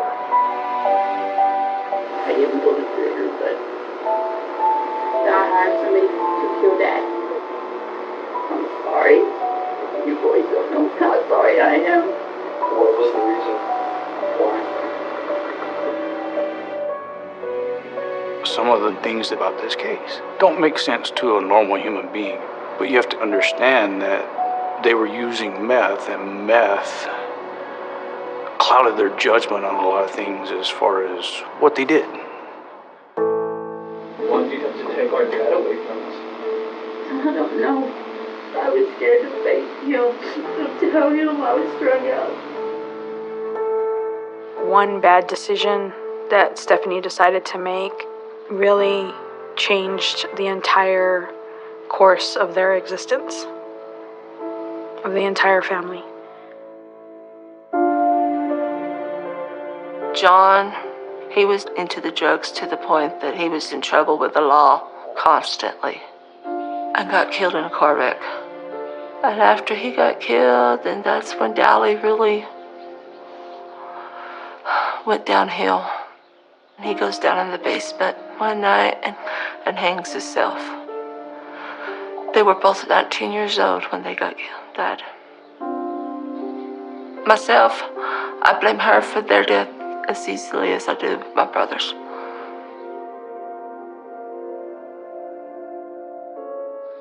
Daryl was just an outstanding guy, full of life, happy all the time. He was just full of energy, I tell you. You'll never find another Daryl. Here's what I wrote for Daryl. With tears in my eyes, I said goodbye, knowing that I will see you again when I die. With tears in my eyes, I held your hand, saying, tell Mama hello when you get to the promised land. With tears in my eyes, I still call your name. Life will never be the same. I couldn't function for a while, and then I realized I know I'll see him again someday.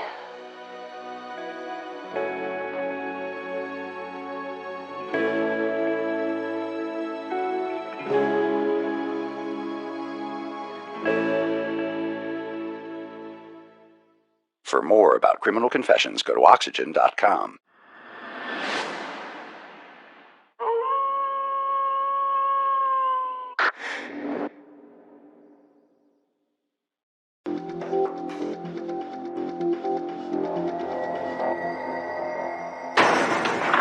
What is the emergency? I've been shot. How were you shot, sir? Well, I don't know. The gun just went off. Shane Hill said that he had accidentally shot himself. He lived his life for his children and for his wife. Is this a tragic case where somebody just accidentally shot themselves, or is this something more nefarious where we need to start asking some questions?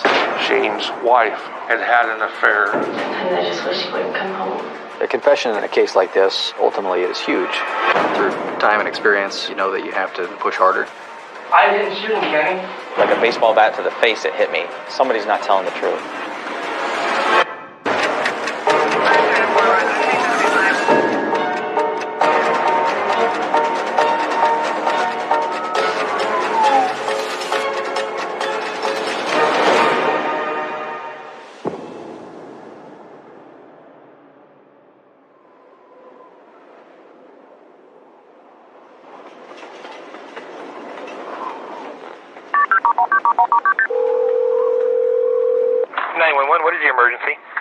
I've been shot. I shot myself. I don't know. The gun just went off. You've been shot. What's your location? Your location? I'm south of Ogden, on E57, westbound, 2.5 miles on a sheep farm. I was going after a dog and my gun went off, but I can't move. Please hurry, please. What kind of gun did you have? What kind of gun did you shoot yourself with? A 1911 45. I got a 45. It's a 45 bullet. I don't know where it is. It ricocheted off the ground. It's going to be a self-inflicted accident. My back hurts really bad. Please hurry. I can't move my legs at all. Please okay, stay on it. The first 911 call was dropped. So when he called back again, that signal got picked up by our bordering county tower. So I went to their 911, not ours. 911 emergency? Yeah, I shot myself. My phone just went dead. Please get that guy back on the phone. He was assuming he was talking to us again, which he wasn't. Are you in Greene County, sir? I don't know. Sir? Sir? Stay with me, sir. Stay with me. Boone County, Greene County, point to point, 1033, Boone County. I heard the call come over the radio on May 28th. The victim Shane Hill, said that he had accidentally shot himself. It took me 11 minutes to get there, which is a long time. I got out of my car and I looked over the gate and I could see a body and a gun. And then I grabbed my medical kit and I climbed the gate and ran down. Ogden First Responders, which is a volunteer medical unit, showed up shortly thereafter. They tried initiating advanced life support. Then another man, John, showed up. He's a friend of Shane Hill. Shane called John and said that he had accidentally shot himself, and John drove over. He had called Shane's wife, Jessica, and mother, Patty Hill. Slow down, they're working on him. Slow down. Yes, I understand, but you need to slow down, ma'am. I seen Shane laying on the ground next to the tractor, laying on his back, and the paramedics were working on him. Oh, God, no! Why are you shooting so bad? Oh, God, I know it's tough, but I need you to step back here.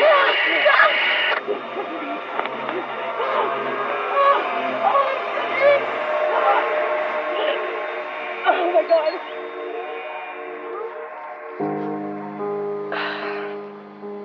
They finally hollered at us and told us if we wanted to see him, we needed to go do it then because they called the doctor and the doctor said they was going to have to let him go.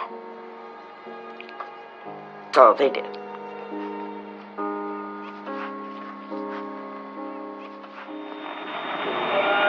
Are you sure you want? I understand. You want to go over there? You want to wait till we get him brought up? Hang on, just let me. Jessica, Shane's wife, was almost hyperventilating. She was just so upset. She wanted to see Shane, and she ran her hands over his head and was mentioning how she didn't know what she was going to tell the children. Shane was very close with his kids. He lived his life for his children and for his wife. And he did a lot with them. He did a lot of fishing. He took them on horseback rides all the time. They went camping a lot. Shane always loved to camp. Shane was a wonderful guy, and he did have a very big heart. Shane was very soft-spoken, kind, do anything for anyone. Me and Shane knew each other from the time we was 15 years old. We'd go out and fishing all the time. We were best friends.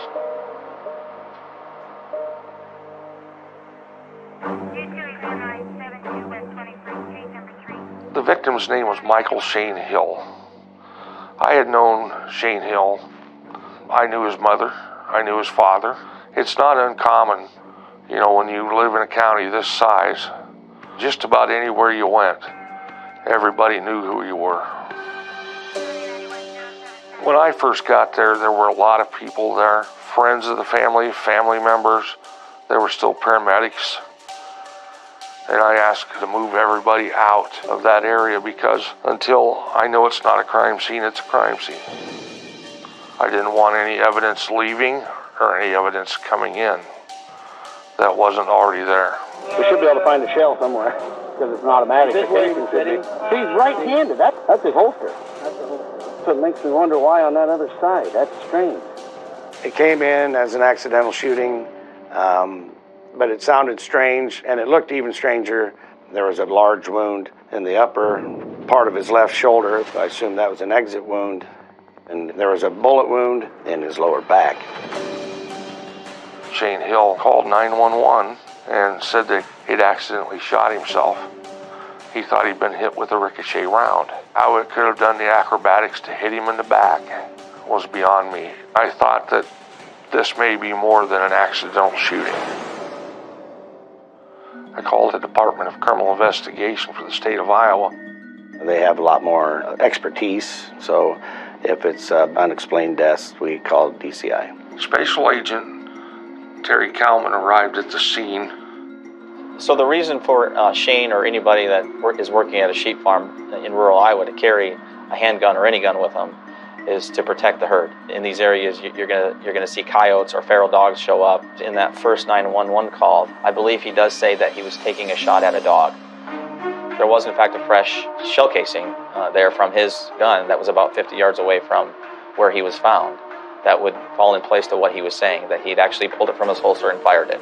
The question obviously came up is, how do you do that? How do you accidentally shoot yourself in the back with a handgun? Could it have ricocheted the bullet off another thing? Yeah, there are plenty of things out of that farm field that are made of metal that would, perfectly ricochet a bullet back into somebody. Is this a tragic case where somebody just accidentally shot themselves, or is this something more nefarious where we need to start asking some questions?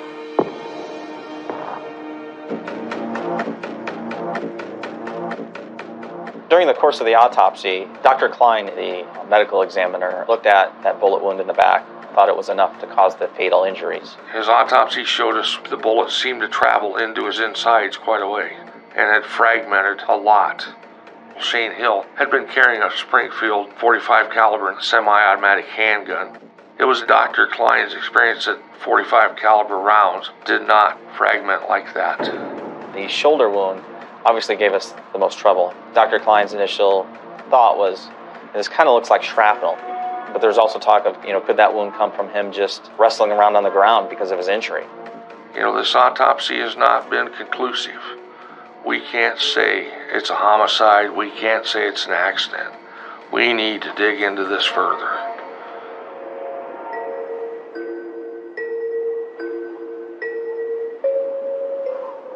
We had gotten the second 911 call in. So after the autopsy, I listened to that multiple times. Are you in Greene County, sir? I don't know. About the 9th or 10th time that I'm listening to this call, Sir? I don't know. like a baseball bat to the face, it hit me that this is another gunshot. Shane had called 911 and said that he had accidentally shot himself with his own gun. But we're looking at injuries that don't really even match up to that. And now we have a second gunshot.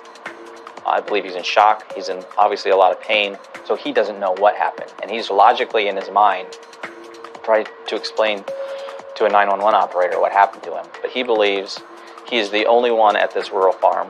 And the only explanation he can come up with is, I think I shot myself. But he was being shot at 2 times. It's no longer an accidental case. And I heard that gunshot for the first time, or identified it. It was like a pit in the bottom of your stomach kind of thing. Like, we definitely have a murder case here. Shane Hill was shot and killed.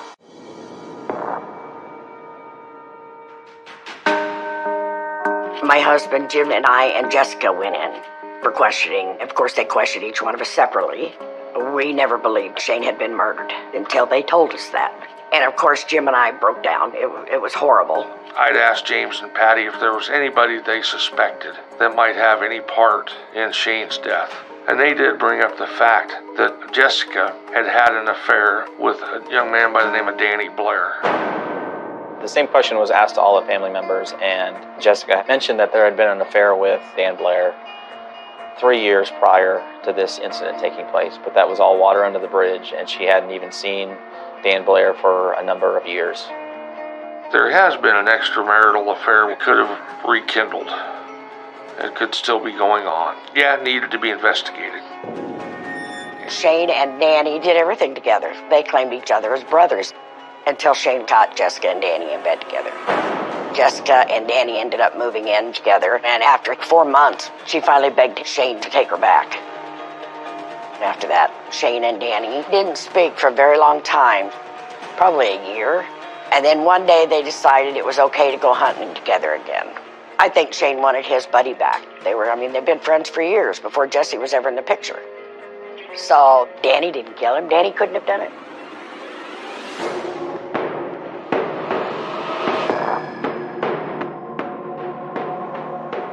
I went to the home of Daniel Blair here in Boone, Iowa.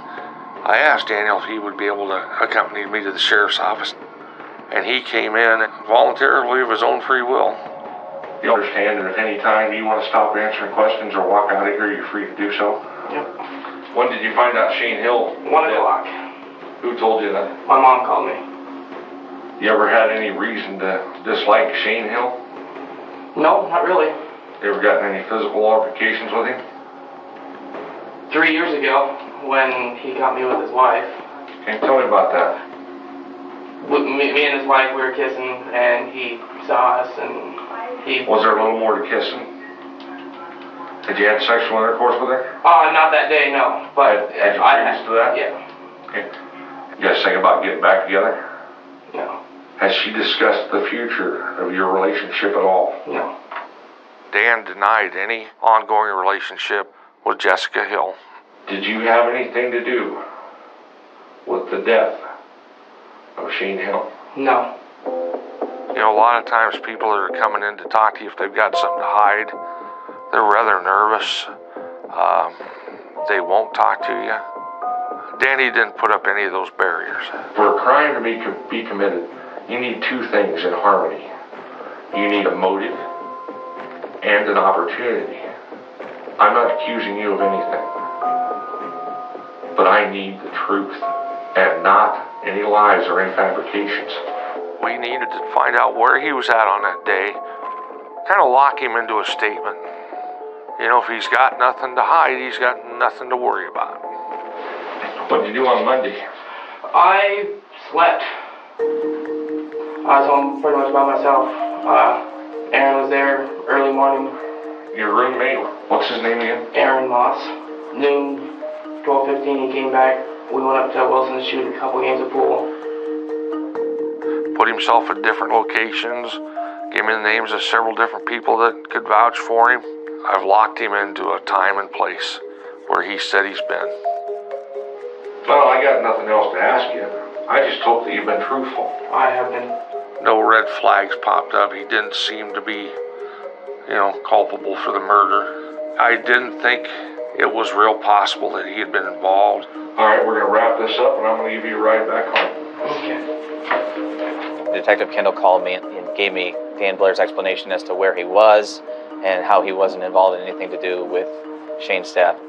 We just kind of let that story rest with us for a while, and we'd follow back up with it if needed. Good County Communications. Yes, is Kenneth Kendall in, please? I need to speak to him as soon as possible. This is Sergeant Kendall. Can I help you? Yes, Mr. Kendall, this is Patricia Hill. Yes. Hill's mother? Yes. You know, I just got on the internet on my son's computer. Yes. And I'm very concerned because you remember me telling you about this Danny Blair? Yes. That was with his wife? Yep.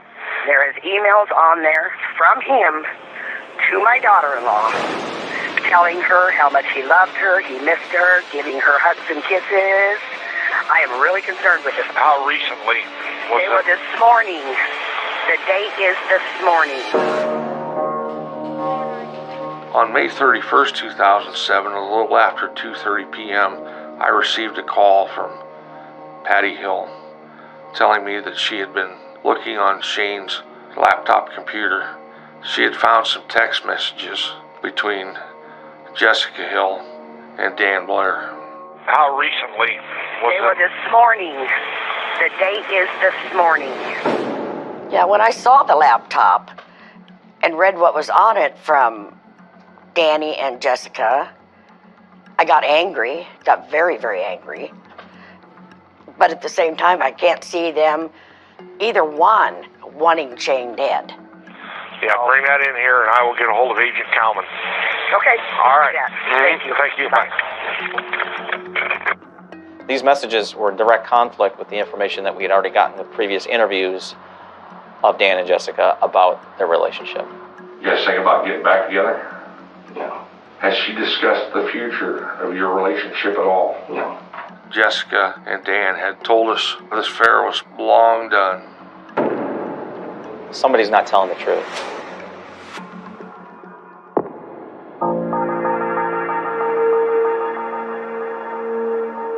We had two experienced agents in Brett Braffart and Matt Sauer that had known some of the developing facts of this case. Both are skilled investigators and good interviewers. You want to sit right there? Jessica Hill was not necessarily a suspect in the investigation, but with her providing us information that was not necessarily accurate, we have to start digging into it. We want Jessica to help us get to the truth. I know that they talked to you the other day about your relationship with Dan Blair. Yeah. Okay. Why don't we kind of go over that again? My husband and I split up. Basically, I left him for his best friend. And what year was that? It's been about 2.5 years, so 05. And then Shane and I got back together. Dan and I did talk periodically after that for the 2 years. I really didn't go over and see him. He always knew that I choose Shane over him. And reasonably, the relationship was a little more than what you're talking about here. I think she saw the fact that we knew about the relationship, so she might as well talk about it. About 4 months ago, I contacted him again. We did get together once. When was that? 2, maybe 3 months ago. I'm not exactly sure. How often have you been talking to him? Say in the last 6 months? Maybe once a week. I did bitch to him a lot when Shane and I were having problems. Okay. What would you complain about, or? Oh, him being an ass. Not being grateful and a lot of verbal abuse that nobody ever saw. She was portraying herself as the victim. We didn't know what kind of relationship they had. We just accepted that as her side of the story. Why do you think somebody would say that you and Dan may have conspired to do this? I have no idea. It's something that you always say when you're mad at someone, kind of. It's just so much easier. You know? Have you ever said something like I have said things like that. What exactly have you said? And I just wish he wouldn't come home. What conversations have you had with Dan about wishing Shane would not come home? It's one of those things that you don't really mean, but you say. She was just finally getting over this hump and saying, yeah, we had some pretty serious conversations. She had a desire for him to disappear, but she really made light of it. She just kind of made it seem like it was just something that was benign. I said something like, it'd be just so much easier if he just never came home. And I think he said, you better be careful what you wish for. I said, why do you say that? He said, you gotta be careful what you wish for. Once we put minimal pressure on her, she was willing to kind of lead us in the direction of Dan without implicating herself. How many times do you think you've had this specific conversation with him about wishing Shane would not come home? The number of times that she talked about wishing her husband were no longer around made us comfortable that she was truly part of the plan to eliminate her husband. That was a big step forward in the interview. I think we should take a break real quick. And I'd like to talk to you a little bit more. Okay. Through time and experience, you know that you have to push harder. So I put the chair with the wheels in a position where I could wheel up close to her and went into more interrogation mode than interview mode.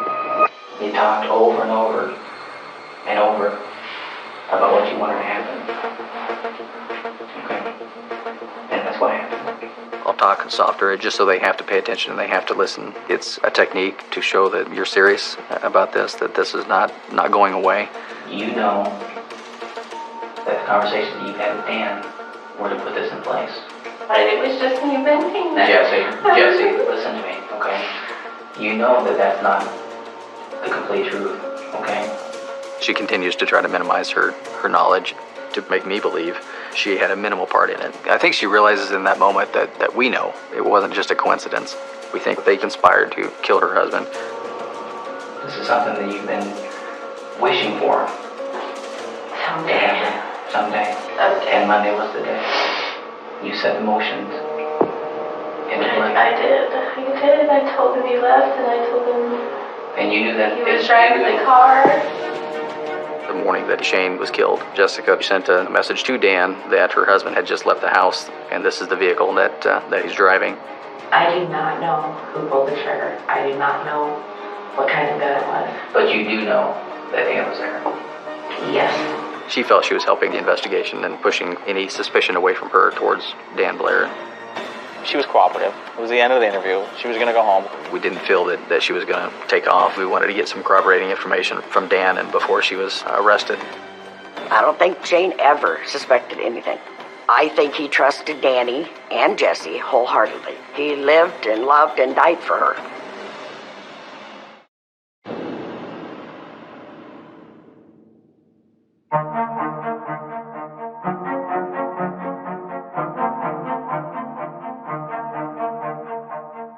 Danny's been interviewed once. We know what story Danny's presented to us. Danny's locked into this story. We now know that there's evidence contrary to that. It's Danny's turn to explain this to us. This is not something that I think that you saw yourself involved in. Okay? But I think that you allowed your emotions, your love for Jessica. Okay? You love Jessica, don't you? I've always loved her. Okay. There's a lot of pressure going in, especially when you know that there's not a lot of physical evidence that's, at this point, tying any of the suspects to the case. A confession in a case like this ultimately is huge for the jury to convict them. I couldn't shoot Shane. Okay. Because even though we had our problems, I still love him like a brother. Okay. Who did you have shoot Shane then? I didn't have no one. Who was with you at the farm that morning? I wasn't at the farm. Daniel, listen to me. Okay? Those excuses are out. Okay? There's no question where you were. You've talked about this before. You discussed it with Jessica. There is all sorts of information that you guys discussed back and forth. And a lot of it is on the computer. A lot of it's on the phone. We start to tell him what the agents have found out from talking with Jessica about the laptop. I said, you're the one that's got the answers, Dan. You need to talk to us. So let's start at the beginning. Dan, when was this set up? When did this planning start? There was no planning. Dan, this thing's not going to go away. You understand that? Yeah. Let's start at the top, Dan. When did this go from a thought to a plan? Like I said, there really was no planning. I mean, a couple weeks ago, we decided in the gun. Okay, who's we? Me and her. We knew very little about Dan Blair's roommate when this all started to unfold that evening, but as more information came in, we got to know him as Aaron Moss, and Aaron was described as just his loyal friend that would go with Dan wherever he wanted to go. This situation that you're in, okay, it's like a weight weighing down on your shoulders that is not going to go away. He's going to live with this for the rest of his life. He needs to deal with it. The first thing he needs to do is admit it. And that's the kind of the psychology I took with Danny. What you've done is done. It's time now for you to be a biggie boy and tell us exactly what happened. I'm not going to think less of you, Dan. In fact, I'd probably think more of you. Because you know what? You were a big boy and you stood up and you told me what you did. Now, Dan, tell me what happened down at the farm.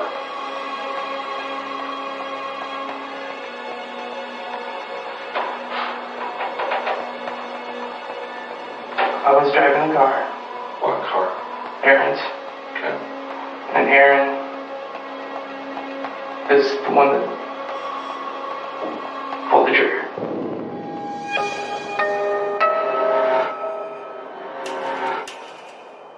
He would indicate to us that his roommate, Aaron Moss, was there, and Aaron had shot Shane in the back. But I didn't believe him. I think it's pretty damn sad, Dan, when you can take somebody's life and not stand up and be accountable for it. I didn't shoot him, Kenny. Who did? Aaron did. So now why would Aaron have any reason to shoot and kill Michael Shane Hill? Because A, you told him to, or B, he didn't do it. Aaron goes, don't worry about it, brother, I got you. That's a big gotcha. Yeah. Right? That's a huge gotcha. Yeah, that's got your back good. I don't think I have any friends that got my back that good. No. I have a lot of good friends. Dan said he had talked Aaron into helping him. Talk about a loyal friend. Did Jessica say to you that she didn't want him to come home? In a text message? And did you answer back, don't worry, he won't? I can't hear a head nod. Yeah. Dan slowly started to wilt. He didn't know what to say. He was like, oh crap, these guys have figured this out. You were both at the farm? Now wait a minute, let's not minimize. Were you both at the farm? I dropped him off Where'd you drop him off at? at the front gate. There was a number of different times where he provided just a little bit more, those little pieces. Once you get to one segment, then you can move to the next one. And once you get past a certain point, there's no return. You were at the farm. Right? I can't hear a head shake. Yes or no? Yes. You were at the farm when Michael Shane Hill got shot. Right? Right. Dan Blair's story did start to turn a little bit as far as his involvement with the death of Shane Hill and where he was and what he was doing.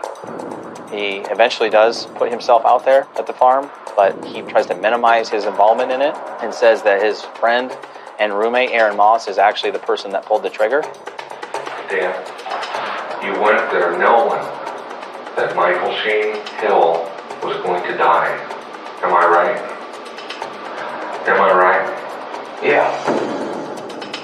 Dan Blair confessed to being there when Shane Hill died. But Dan wouldn't admit to having shot Shane in the back. At the end of the day, it didn't matter. He went there with a motive and the opportunity to commit that crime, and it happened. A murder was committed. What's going to happen when Aaron Moss is talked to? Do you suppose maybe we've separated the two of you? Maybe he's telling us a completely different story? We brought Aaron Moss to the sheriff's office. We wanted Dan's side of the story, we wanted Aaron's side of the story, and they spoke to separate detectives at the very same time. I need to know the honest truth. Who pulled that trigger? Alright. Why would Daniel implicate you in taking Shane out? I don't know. Is Aaron going to tell us that? You gonna go down for it? I didn't do anything. I ain't going out for nothing. Or is Aaron going to tell us Dan did it?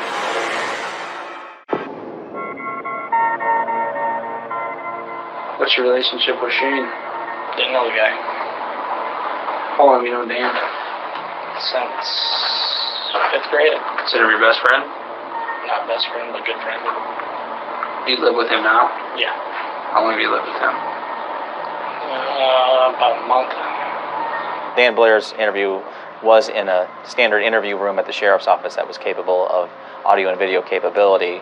We had to use another room at the sheriff's office at the same time that didn't have that capability, so we were not able to videotape Aaron's interview. How long have you known Jessica? A month.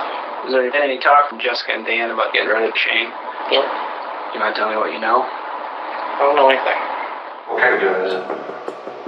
30-06. 30-06. Okay, got a scope on it? Yeah. We borrowed a 30-06. We did some target shooting, and that was it.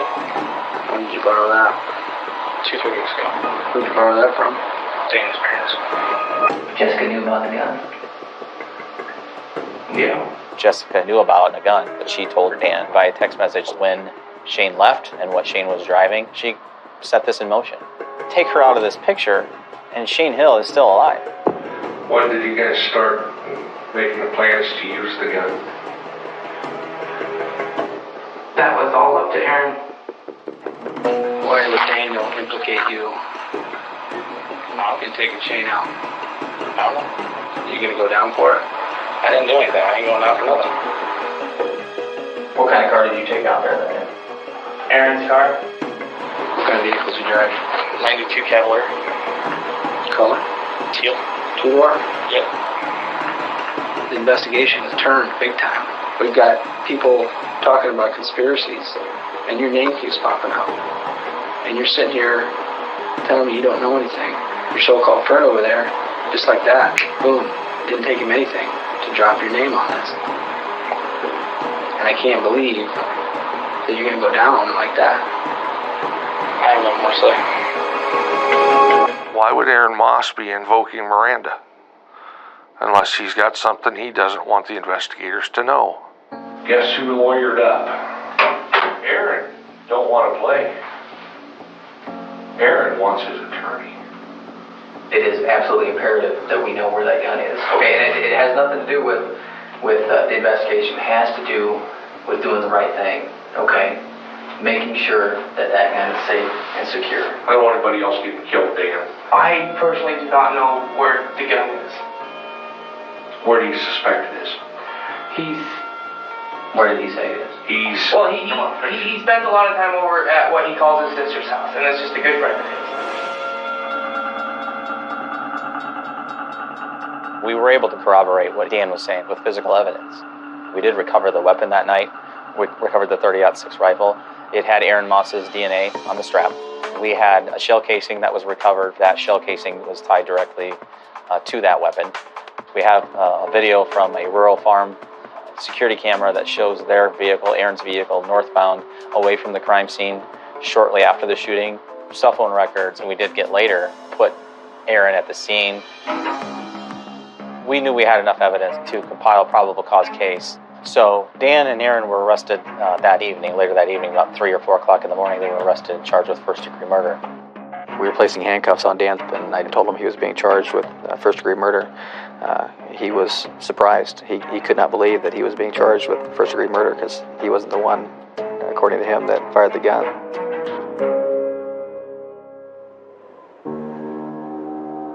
The following morning was Shane Hill's funeral. In consultation with the county attorney, we thought it would be prudent at that time to arrest Jessica.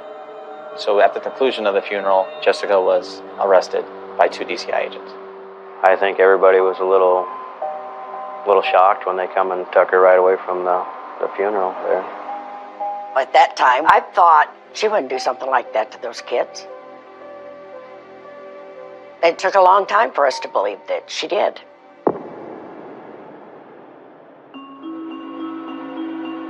Dan Blair, Aaron Moss, and Blair's lover, Jessica Hill. The three are accused of conspiring together in the shooting death of Jessica's husband, Shane Hill, as he arrived for work on a sheep farm the morning of May 28th. We obviously had the strongest case against Daniel Blair. The centerpiece of this case is that Dan Blair confessed to the murder of Shane Hill. He cannot get out from underneath that rock. I think without the confession, it would have probably never gone to trial for first-degree murder. Daniel Blair was convicted of the first-degree murder of Shane Hill.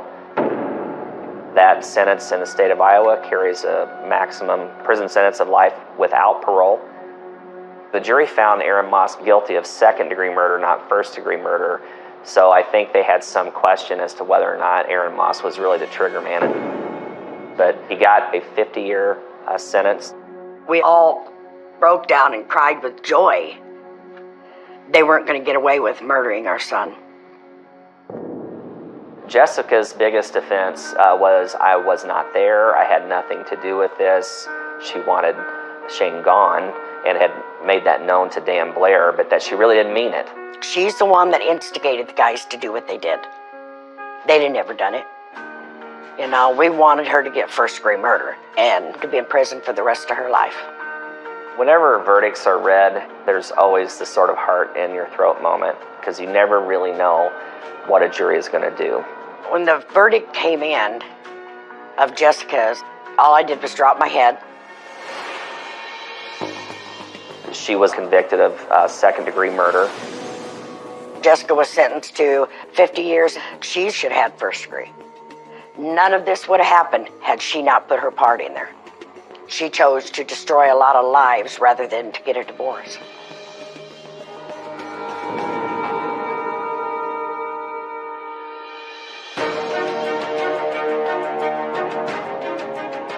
After being convicted of second-degree murder, her conviction was reversed by our Iowa Court of Appeals because there were some hearsay statements that were admitted in the first trial.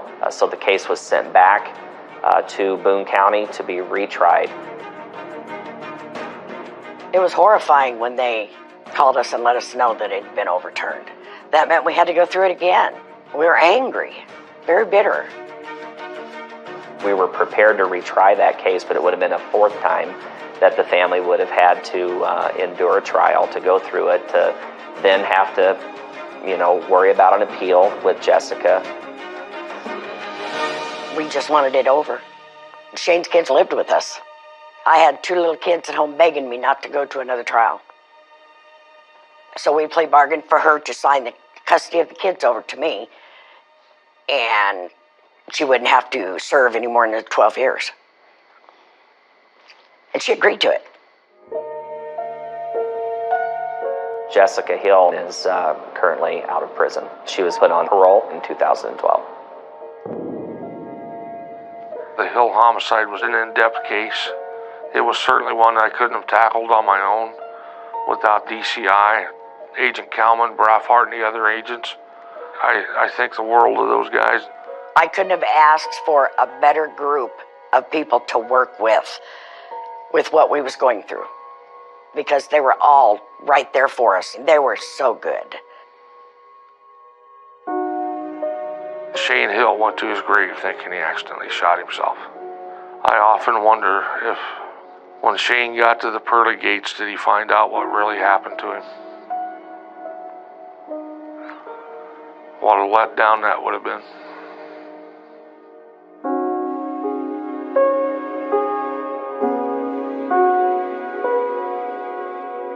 You know, I miss every day hunting and fishing with Shane. You know, I still come up and see Shane's family. They're great people. We're still close friends. You know, the kids have grown up now and they're doing good. I miss most about Shane. Anytime I was stressed, he would walk up to me, throw his arms around me, and tell me he loved me and it was going to be okay. And I miss that a lot.